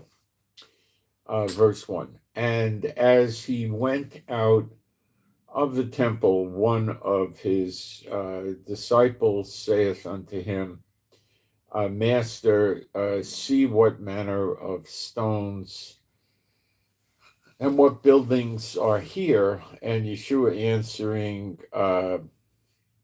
said unto him, Seest thou these great buildings?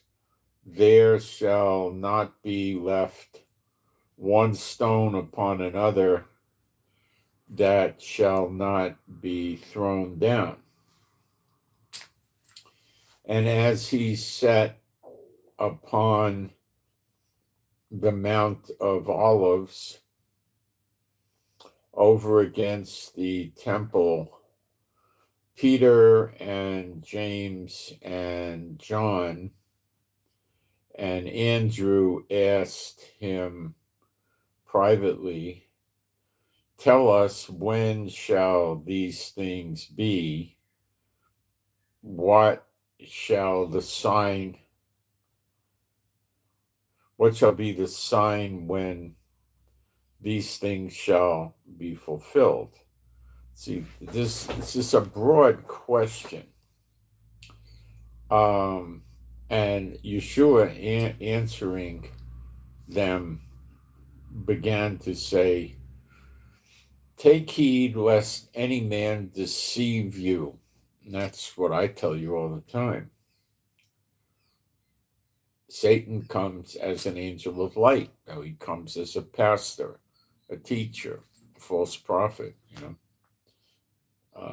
For many shall come in my name, saying, I am Christ. So he's saying, the word Christ is added into it. It's saying, I am.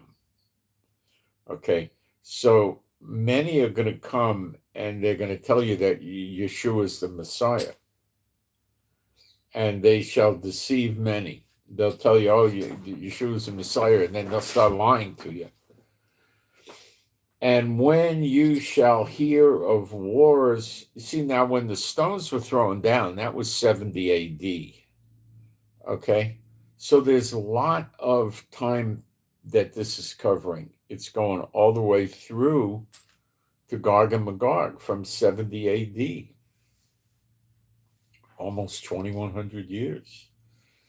And when you shall hear of wars and rumors of wars, be not troubled, for such things must needs be, but the end is not yet. Now, it says troubles, that's the birth pangs.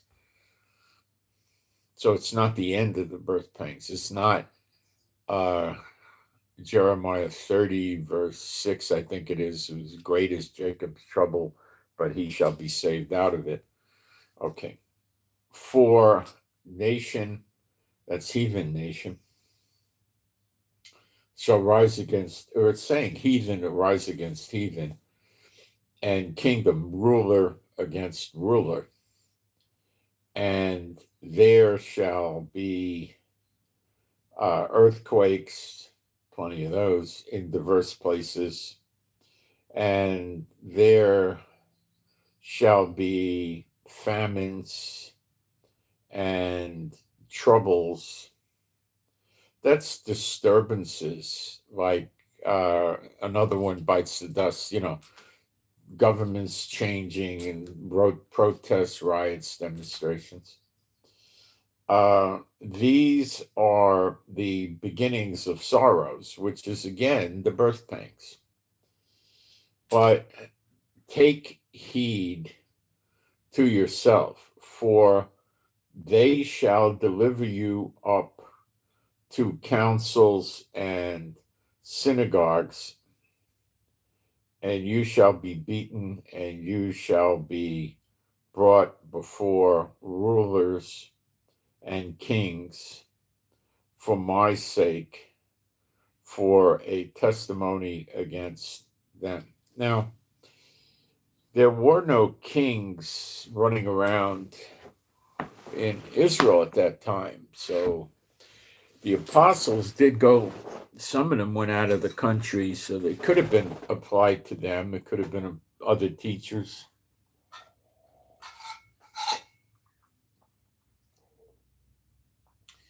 It's not something that normally happens in these days. Okay?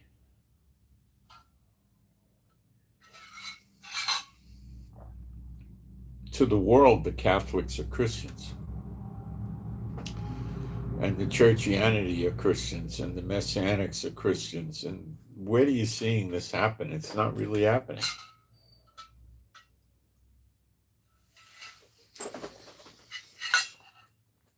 We're in recompenses. I'm not expecting it to happen.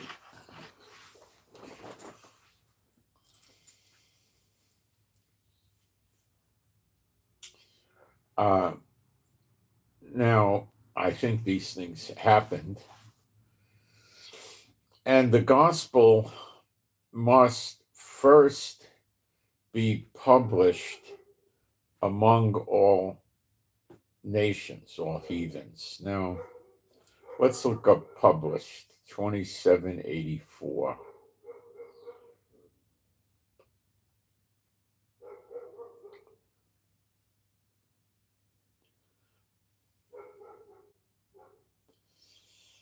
Public crying, preach publicly.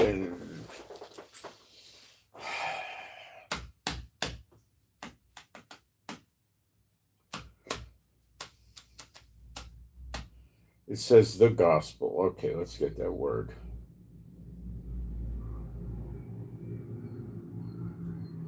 This piece of junk would stop throwing me off track.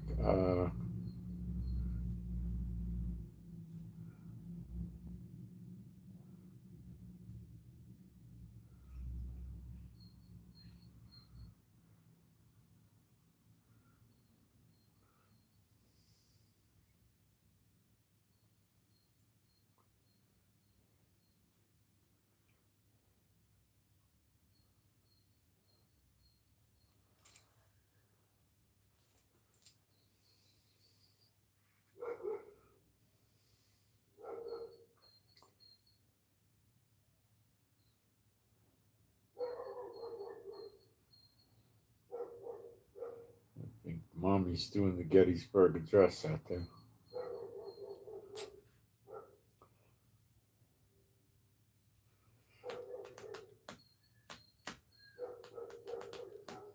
That's the gospel means the good message, the good news. The other gospel's not good news, so I don't think it would count. I think this means the real gospel. And it's talking about all the heathen nations, and the apostles never did that. So that didn't happen back then.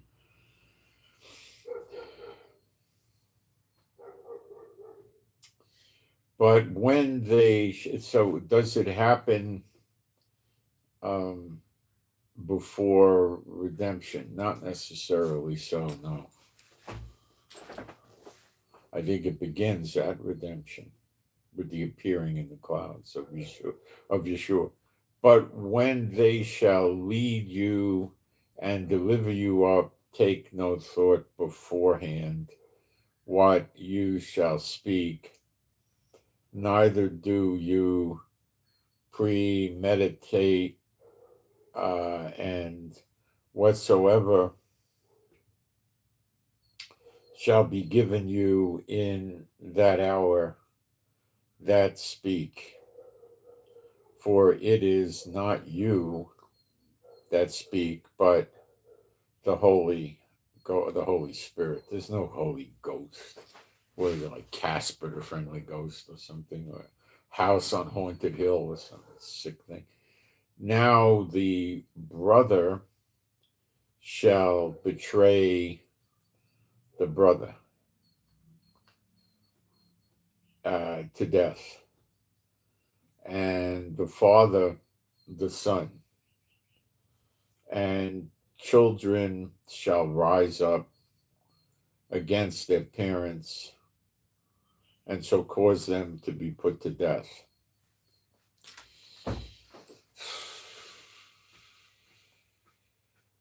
It doesn't sound like 70 AD, but it also does, but not really. It sounds like Gog and Magog. It doesn't sound like Zechariah 12, no.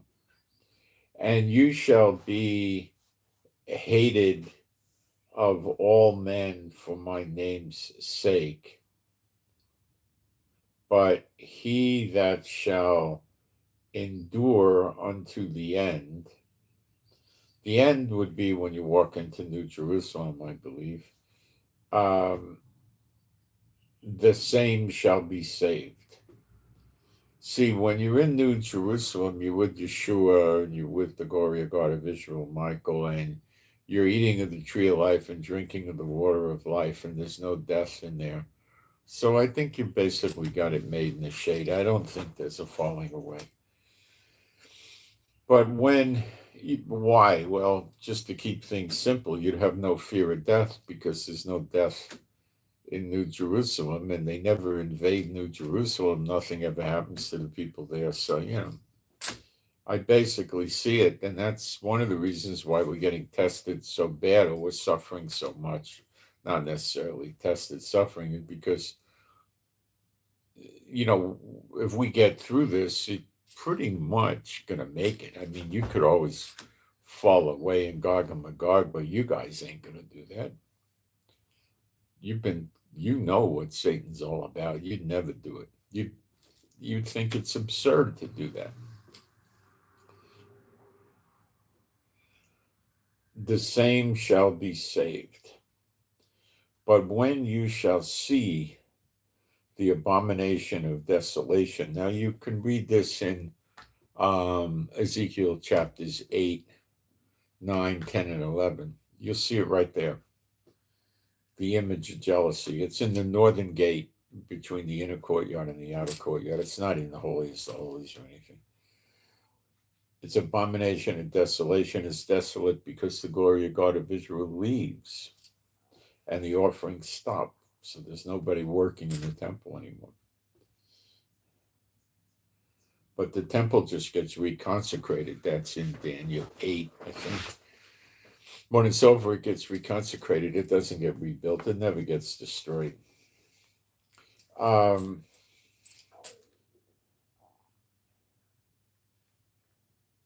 Spoken of by Daniel the prophet, standing where it ought not. That's where it is. It's in the northern gate there. between the inner and outer courtyard. That's the connector. There's no such gate on the north connecting the two inner and outer courtyards on Solomon's temple or um, Zerubbabel's temple or the Herod's temple. It's just the next temple, the one Ezekiel tells us about. The others don't have that kind of a layout.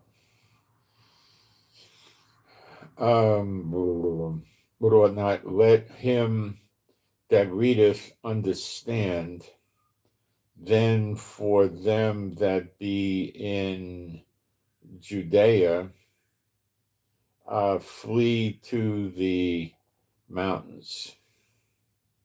That could be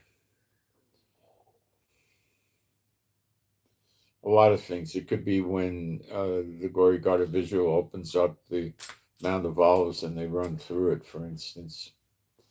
Okay, and let him that is on, which happens in Gog and Magog, Ezekiel 38, 39. And let him that is on the housetop not go down into the house, neither enter therein to take any things out of the house. Now, this can be talking when the Romans came for 70 AD and they barricaded them in. So that could be this. See, it's covering a lot of possibilities.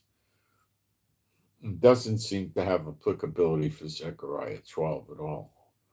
And let him that is in the field not turn back again, for to take up his garment. But woe, you see, they had to leave. If they waited too long, they would get barricaded in or have trouble with the Roman army. But woe to them that are with child and to them that give suck those days, and pray you that your flight be not in the winter. For in those days shall be affliction such as was not from the beginning of the creation, which God created unto this time, neither shall be. So that would most likely be 70 AD, because the women were eating their own babies and they were starving to death. It was pretty bad.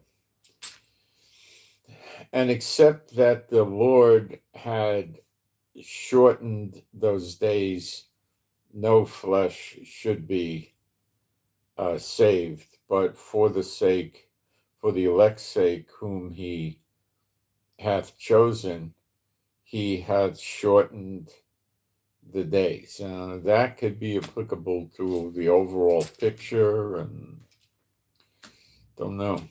The believers were not in Jerusalem during 70 AD. They got out. So I don't know.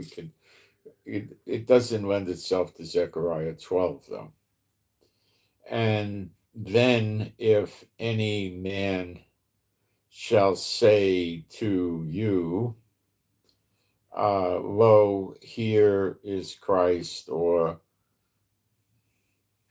lo, he is there, believe him not.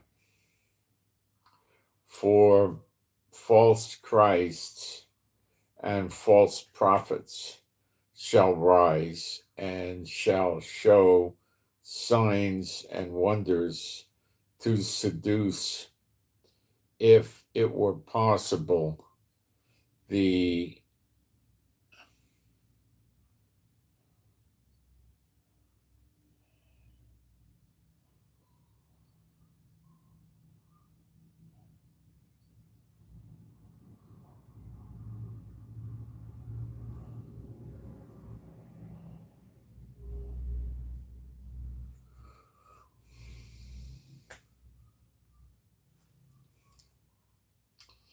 okay.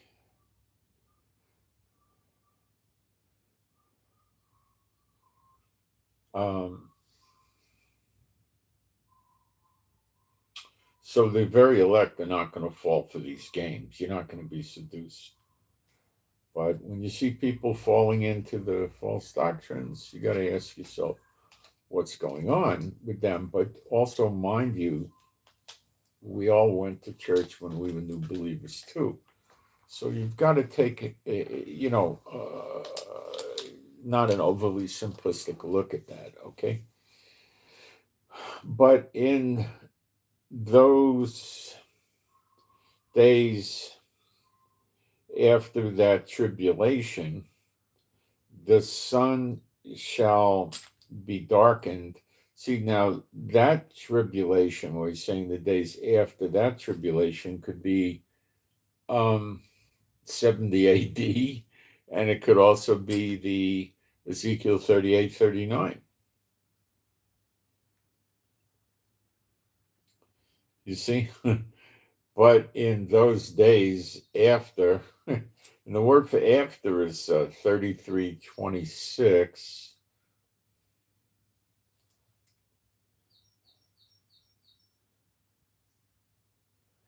With together, it doesn't really say after. Those days with that tribulation. Okay, after is incorrectly translated. Let me double check. We caught a trap there to promote Schofield.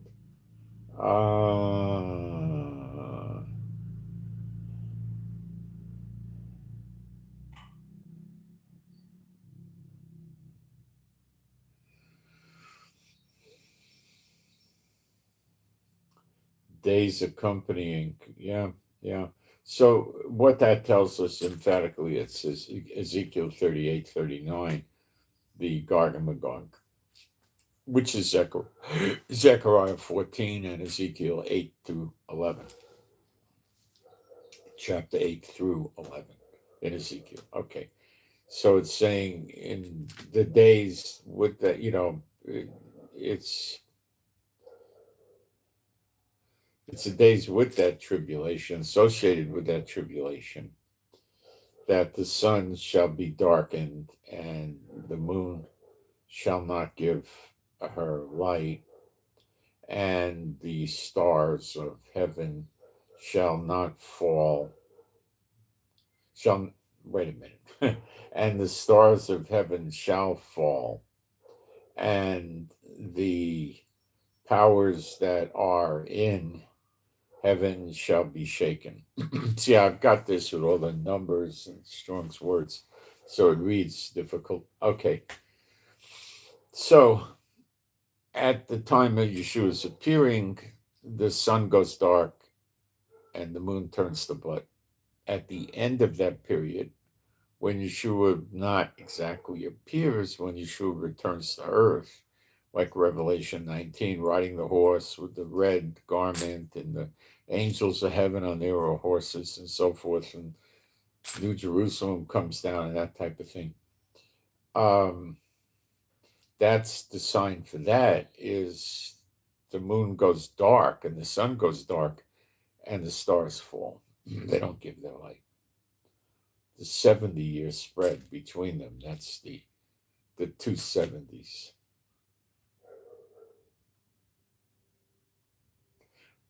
This is the second 70. And then shall they see the Son of Man coming in the clouds with great power and glory. And then shall he send his angels and shall gather together his elect. Now, when you read Matthew 13, this is the separating the tares of the wheat, and the tares are bound up in bundles, go to the pit, which is Gehenna or hell, and wait for judgment in the lake of fire. And the elect are gathered to the land of Israel. Okay.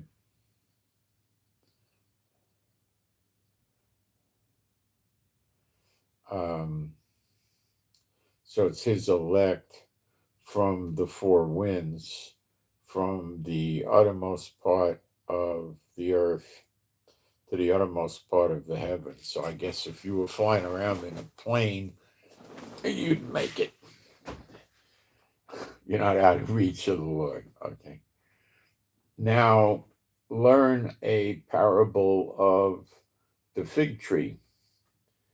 Uh, Now, he always uses the agriculture to teach them because they understand that. Today, a lot of us don't understand agriculture. We go to Safeway and buy it, and that's it. But when her branch is yet tender and putteth forth leaves, you know that summer is near. So, yet, in like manner, when you shall see these things come to pass, know that it is nigh, even at the doors. I'd say it's pretty near now. The redemption is, not the New Jerusalem yet. Verily I say unto you that this generation, that's us, shall not pass till all these things be done. Because we're going to get the everlasting life, then we're going to get into New Jerusalem where there is no death. And then from there, we wind up in heaven, going up. We get in a blink of an eye, we get that different heavenly spiritual body, and we go up on the clouds. Heaven and earth shall pass, but my words shall not pass away. But of that day and that hour knoweth no man, no, not the angels which are in heaven, neither the Son, but the Father. So I'm assuming this is the appearing. So I believe it, and it might have other application too. Take you heed, watch, and pray. Now, a lot of people don't like me not just doing Bible studies. They don't want to watch it. Well, you can't. You got to do this. Otherwise, I'm doing you a disservice. Take heed, watch, and pray, for you know not when the time is. You see. So it would do well for all you guys to watch, even though some of you find the news depressing or boring or whatever. But you got to get ready. For the Son of Man is as a man taking a far journey, who left his house and gave authority to his servants and to every man his work, and commanded the porter to watch. Watch you, therefore, for you know not when the master of the house cometh, at even, that's evening, or at midnight, or at the cockcrow, that's sunbreak, or in the morning. I think the cock crowing is this first sun, or I don't know, maybe it's goes to sleep, or I don't know. Lest coming suddenly he find you sleeping. See, so I have to do this, okay? And you shouldn't penalize me for it. I mean, you should use it. I mean, it's here to use. And what I say unto you, I say unto all, watch. He really made that a strong point.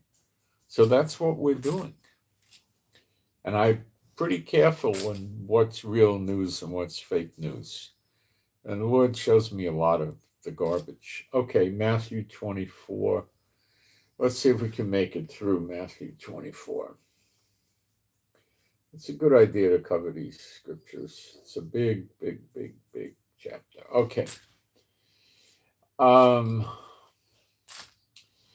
And Yeshua went out and departed from the temple, and his disciples came to him to show him the buildings of the temple. Now, it's a little clearer here than it is in Mark 13. And then you could also do Luke 17 and Luke 21, but we're not going to tackle all that today. And Yeshua said unto them, see you not all these things? Verily I say unto you, there shall not be left here one stone upon another that shall not be thrown down. And as he sat upon the Mount of Olives, disciples came unto him privately, saying, tell us, when shall these things be, and what shall be the sign of thy coming, and of the end of the world? That's them lying to you. The word is ion. It means age, the end of the age. They don't want you to know that concept, okay? The churches, they don't. So he's talking about the buildings with the temples. So since we see the whole, what do they call it, the Wailing Wall, HaKotel, is still up, and Yeshua said that none of these stones would still be there, it's obviously not from the temple. It's from the Roman fort next door, Fort Antonio or Antonius or something like that. And why would Yeshua care about the walls of a Roman fort? He wouldn't. Okay? The fort was near the temple. So they used this as a way to make Yeshua out to be a false prophet, but it's them that's lying and deceiving. And Yeshua answered and said unto them, take heed that no man deceive you. Take heed no man deceives you. For many shall come in my name, saying, I am Christ. Now, that's not, I am the Christ, I'm a false Christ. It's saying that Yeshua is the anointed, is what it means, and shall deceive many. And because then after they make you think they're on the same team as you, they start spewing forth lies and deceit and witchcraft and spells and everything. And you shall hear of wars and rumors of wars.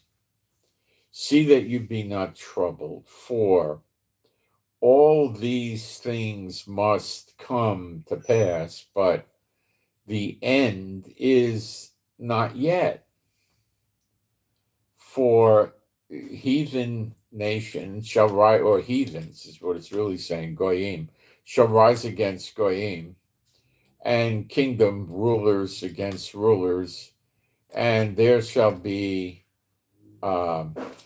famines. We don't see a lot of that right now. We have in the past. And pestilences and earthquakes in diverse places. All these are the beginning of sorrows. Then shall they deliver you up to be afflicted. That's like beaten. And shall kill you, and you shall be hated of all nations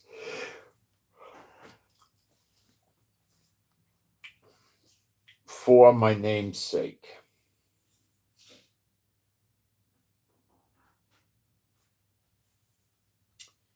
Now I'm on verse 10, Matthew 24:10. And then shall many be offended and shall betray one another. In other words, they're going to be in the congregation and they're not going to like it. And people are going to accuse them of fornication and different things. They'll be offended. And then they'll be betraying each other and shall hate one another. And many false prophets shall rise and shall deceive many. That's going on now. You got a lot of false prophets. Dreams, visions, that's false prophets. When they tell you they got a dream from the Lord, a vision from the Lord, and they start lying, that's a false prophet.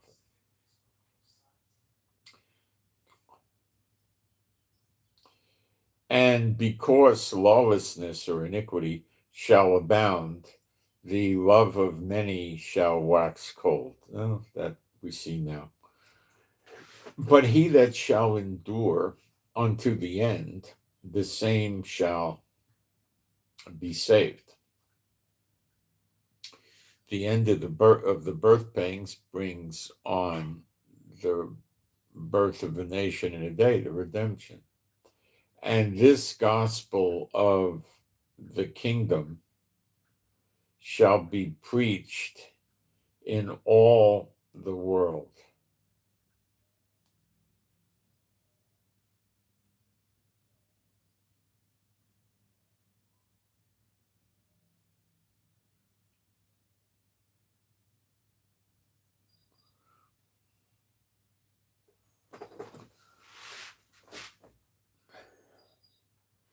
For a witness unto all heathens, and then shall the end come. Now, what's the end he's talking about? That's the question. Do we preach the gospel in all the world before the end of the age?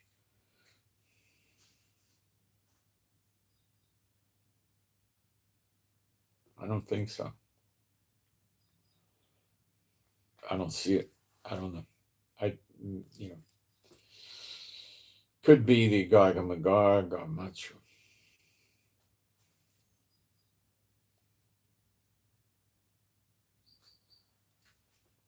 It hasn't happened yet. When you therefore shall see the abomination, people might say, oh, you're preaching it on YouTube. No, I don't think that's it. Okay, so don't go there. No, I'm teaching the teachers. When you therefore shall, that's what I think. I could be wrong, but that's what I think. When you therefore shall see the abomination of desolation, which you could read about in Ezekiel 8, 9, 10, and 11, spoken of by Daniel, the prophet, stand in the holy place, whoso readeth, let him understand. The holy place would be, the inner outer courtyard is a holy place. Holiest and holies would be different wording. Then let them which be in Judea flee into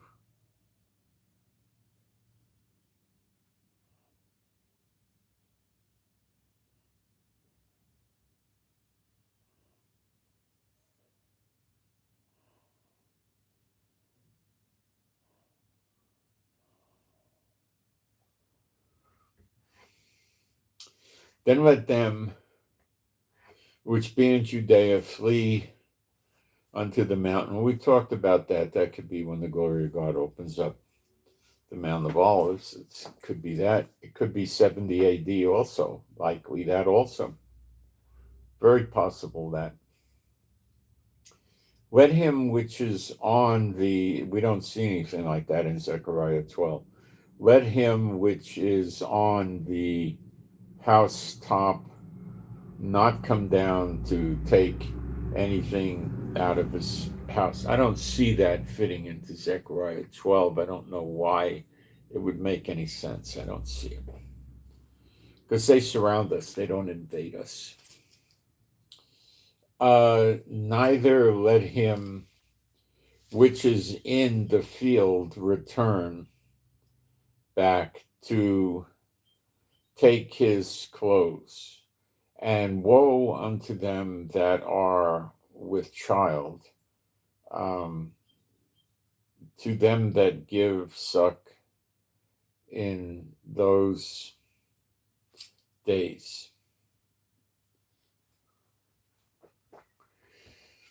But pray you that your flight be not in the winter, neither on the Sabbath day.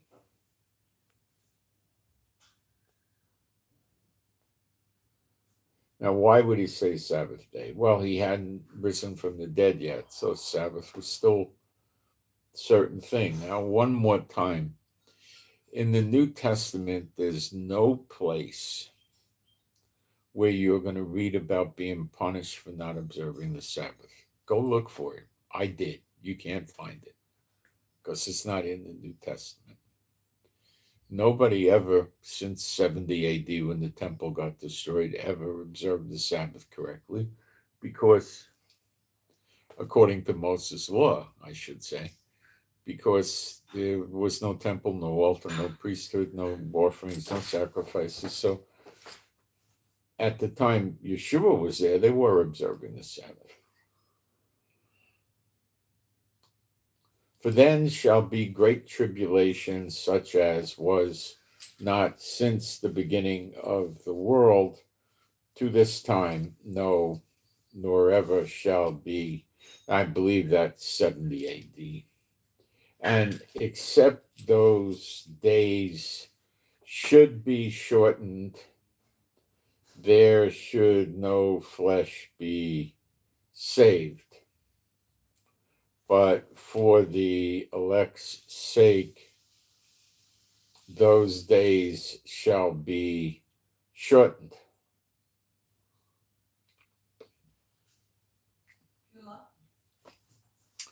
Then if any man shall say unto you, Lo, here is Christ, or there, believe it not, because he's going to come like with the lightning from the east to the west, so you're going to know about it.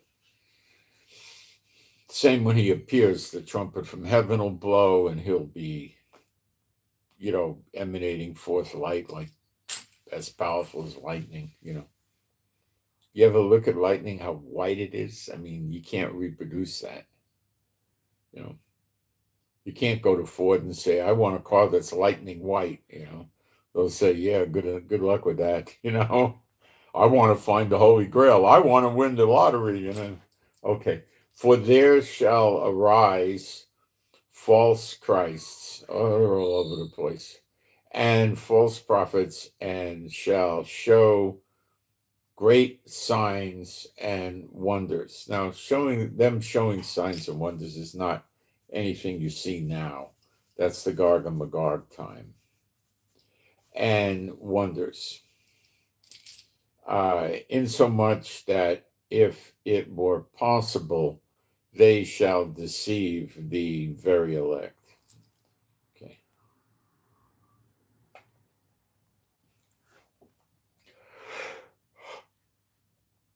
That wasn't 70 AD, and it's not Zechariah 12. It's the Gog and Magog days. Behold, I have told you before.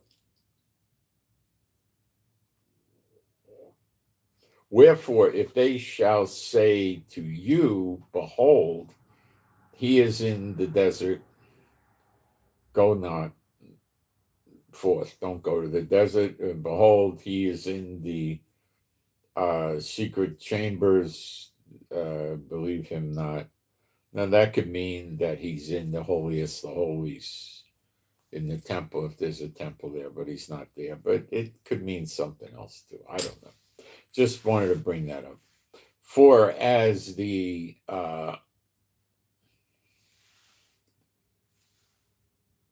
lightning comes out of the east and shines even unto the west, so shall also the coming of the Son of Man.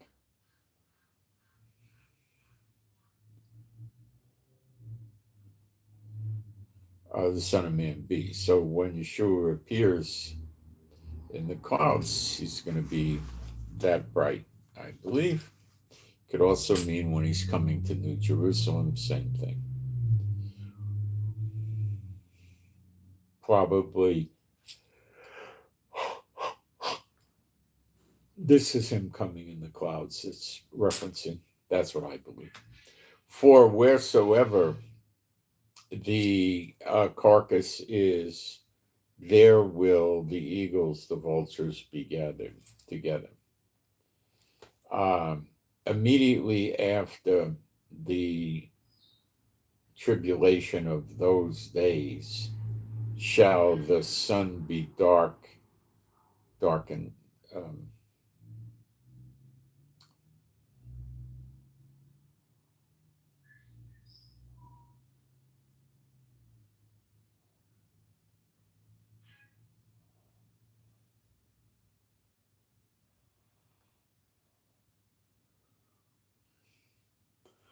For wheresoever the carcass is, there will the vultures or birds that eat carrion, dead things, be gathered together. Immediately after the tribulation of those days shall the sun be darkened, and the moon shall not give her light, and the stars shall fall from heaven. So, and the powers of the heaven shall be shaken. So this is your end of Gog and Magog. Okay.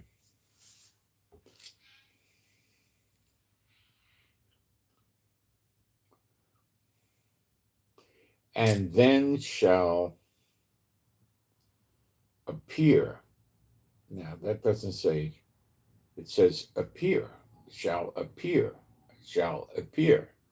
appear, not return to earth, shall appear the sign, the miraculous sign of the Son of Man in heaven. And then shall all the tribes of the earth mourn, and they shall see the Son of Man, they shall see the Son of Man coming in the clouds of heaven.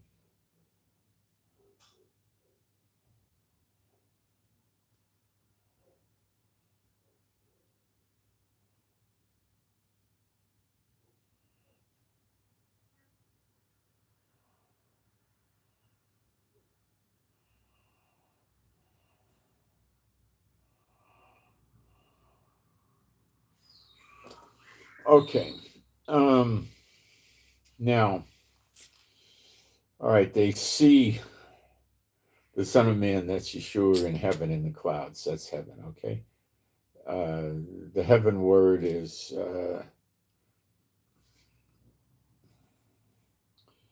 this would be where the birds and the airplanes fly and the clouds are, I believe, okay? And then shall the tribes of the earth mourn. But this is Zechariah 12, because we see a mourning starting in Zechariah 12:11. They shall see the Son of Man coming in clouds of heaven with power and great glory. Well, he's seated at the right hand of God the Father. That could be the power and great glory. Can it? Yeah, sure. Could also say that he's Yeshua himself has power and great glory. Yes, you can say that too. It's one or the other. Probably God the Father, but okay. And he shall send his angels with a great sound of a trumpet.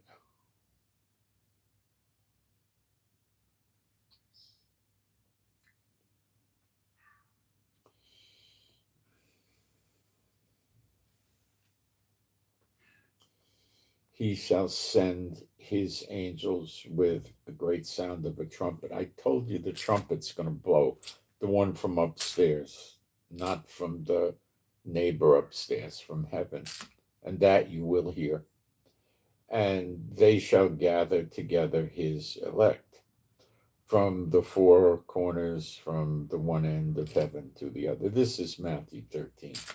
The tares first are going to get bound up and put in the pit, Gehenna or hell, whatever you want to call it. Now learn a parable of the fig tree. When his branch is yet tender and putteth forth leaves, you know that summer is near. So likewise, when you shall see all these things, know that it is near, even at the door. So I don't know which things he's referencing. I don't know. Maybe all of these things, okay? The appearing in the clouds and stuff. Or maybe him returning to earth is near, or all of these things, For verily I say unto you, this generation, that's us, shall not pass till all these things be fulfilled. So those of us that are experiencing the birth pangs are the ones that I think is talking to. But definitely the ones that are in the times of redemption, of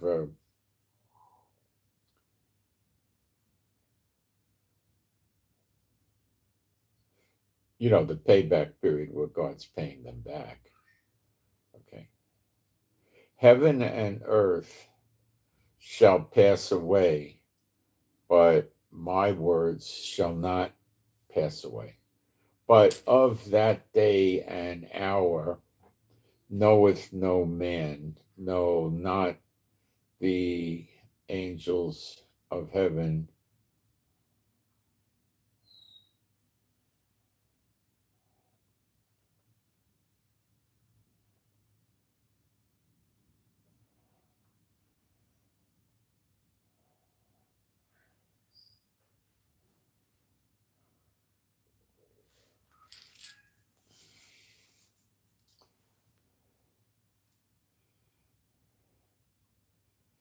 knoweth no man. So we don't know the day of the hour. The angels of heaven don't know, but just the Father knows, Jehovah. But now that's not something I would suggest you start praying about. I just leave it alone. But as the days of Noah were, so shall also the coming of the Son of Man be. That's the appearing, okay? For as in the days that were before the flood, they were eating and drinking and marrying and giving in marriage until the day that Noah entered into the ark, and knew not until the flood came.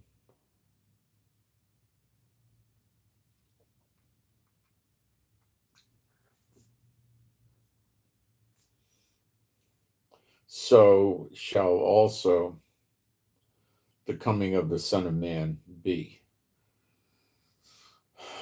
So when you see, they're not going to know what's going on until Yeshua appears in the clouds. And that's probably the day of vengeance, or the end of the day of vengeance, and the beginning of the period of redemption. Recompenses will close out on the day of vengeance. And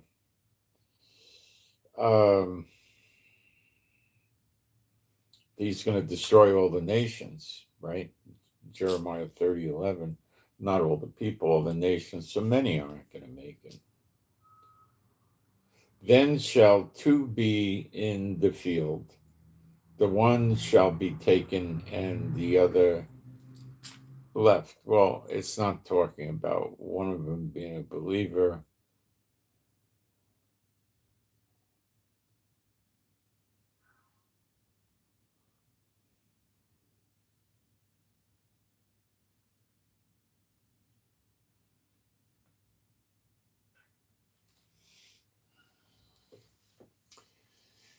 Okay, two shall be in the field. Now that's not the millennium because the believers are inside New Jerusalem, and the one that's taken is the bad one. So that's not applicable to New Jerusalem. That happens before.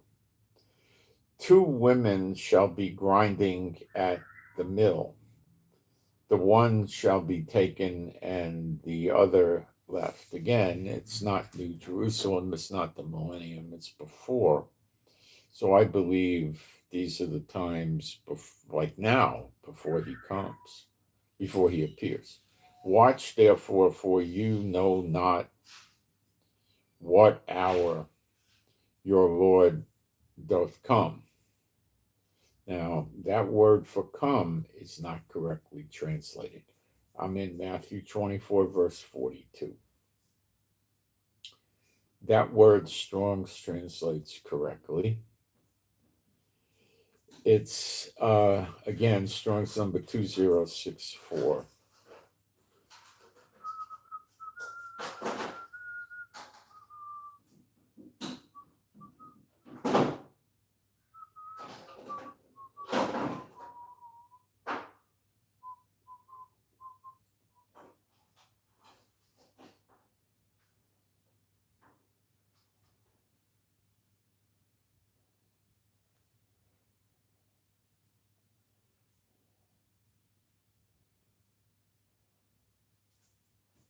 It can mean appear. Strong's lists in there the word appear for it.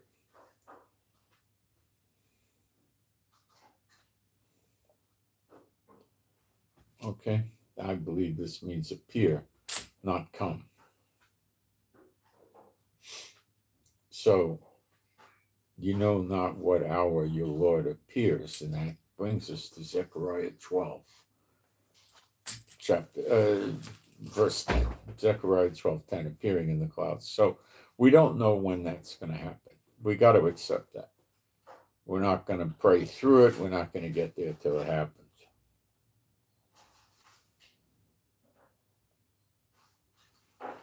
After it's over, you'll know when it happened, and you'll tell people about it, but not before. Okay.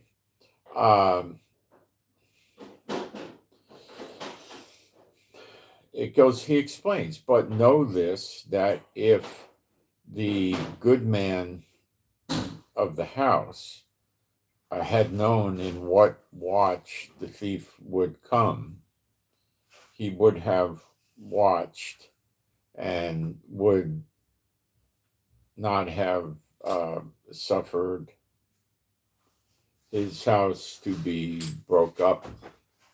Well, we're breaking up somebody's house every day, aren't we? Hasatan. Mm-hmm.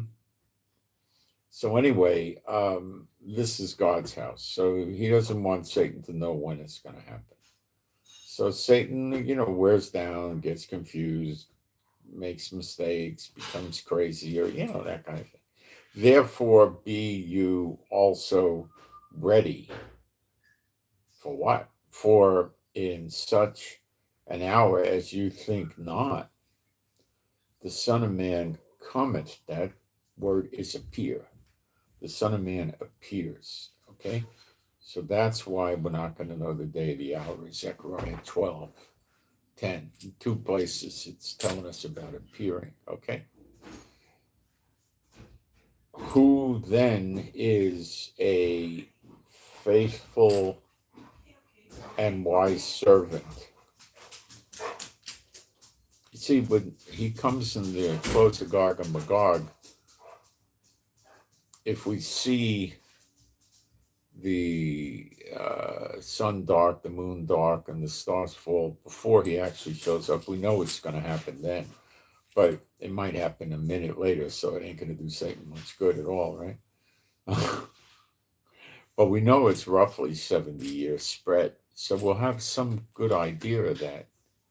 We don't have that now. We don't have the 2,000-year punishment. It's not given as a precise 2,000 years. It's given as 2 days, but we know the punishment on Israel is not 48 hours. 1,000 years is like a day unto the Lord. So it's this figurative, roughly 2,000 years. In other words, we don't know the precision, but when we get to the first 70, which is when he appears, the sun goes dark, the moon turns to blood, nothing with the stars. Then we know 70 years from that, roughly speaking, or maybe precise, accurately speaking, that's when it happens, okay? Whosoever then is a faithful and wise servant, whom his Lord hath made ruler over his household, to give them meat in due season. See, now the covetous don't have a lot of hope here, okay? That's doing the greater things of the law, protecting the children, the widows, the poor, the strangers, the foreigners. Blessed is that servant whom his Lord, when he cometh, that's appeareth, by the way, shall find so doing. So, okay, you got to be bearing good fruit, or trying your hardest to bear good fruit. That'd be good. Well, you will bear good fruit. If you're going to try, you will. Verily I say unto you that he shall make him ruler over all his goods. Or you can be a covetous cheapskate that wants all the other people to support a ministry and not give, and then hope the heck you get in by the skin of your teeth. Or you could be ruler over all his goods. It's up to you. And you might not make it with the skin of your teeth. That's, you're trying to walk a tightrope. Not a good idea. You're even trying to walk a tightrope right after a snowstorm and there's ice on the tightrope, or you're trying to ice skate up a hill with a headwind. Yeah, it's possible, but I wouldn't count on it. It's really not possible, I don't think. But I'm not God, so I don't want to say. It's up to him, but you're going against his wishes. And if that evil servant shall say in his heart, my Lord delayeth his coming. See, so what are they saying? Oh, I could go around fornicating, adultering, drinking. I could shoot, what do they shoot? Heroin, fentanyl, I could rob people. I could smack people over the head and rob, blah, blah, blah, blah, blah. He shall begin to smite his fellow servants. Okay. And to that could be smack them upside the head and rob them, right? And to drink with the drunken, because the other believers aren't going to sit there and drink with you, but the drunks will. And people that like to drink alcohol like to do it in groups, and drink with the drunken. See, there's a reason people go to bars. You can go to, what would you say? Well, I don't know. You go to a cheap liquor store, or in America, you could go to a supermarket that sells liquor.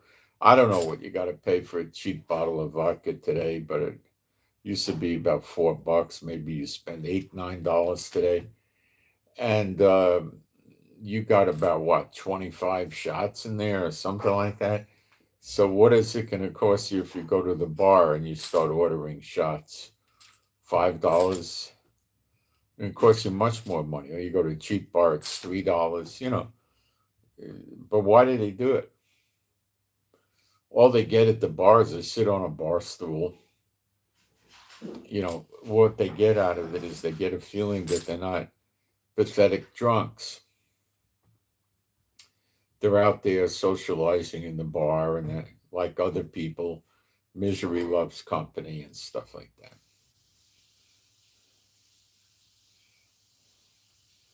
The Lord of that servant shall come in a day when he looketh not for him, and in an hour that he is not aware of, and shall cut him asunder and appoint him his portion with the hypocrites. There shall be weeping and gnashing of teeth. That's the pit. Okay. A lot of people are going to die when he appears, by the time he appears. Not everybody, but a lot. Okay. I'm probably not going to be able to read this on that stupid thing. Let me take a look if we got any questions here.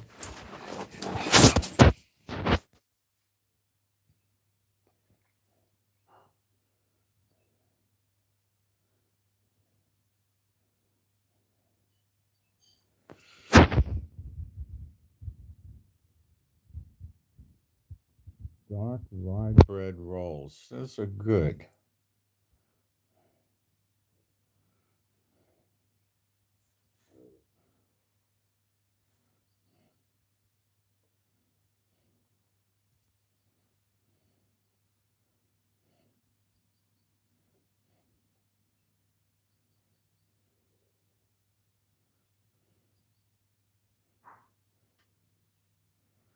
Oh, let's see.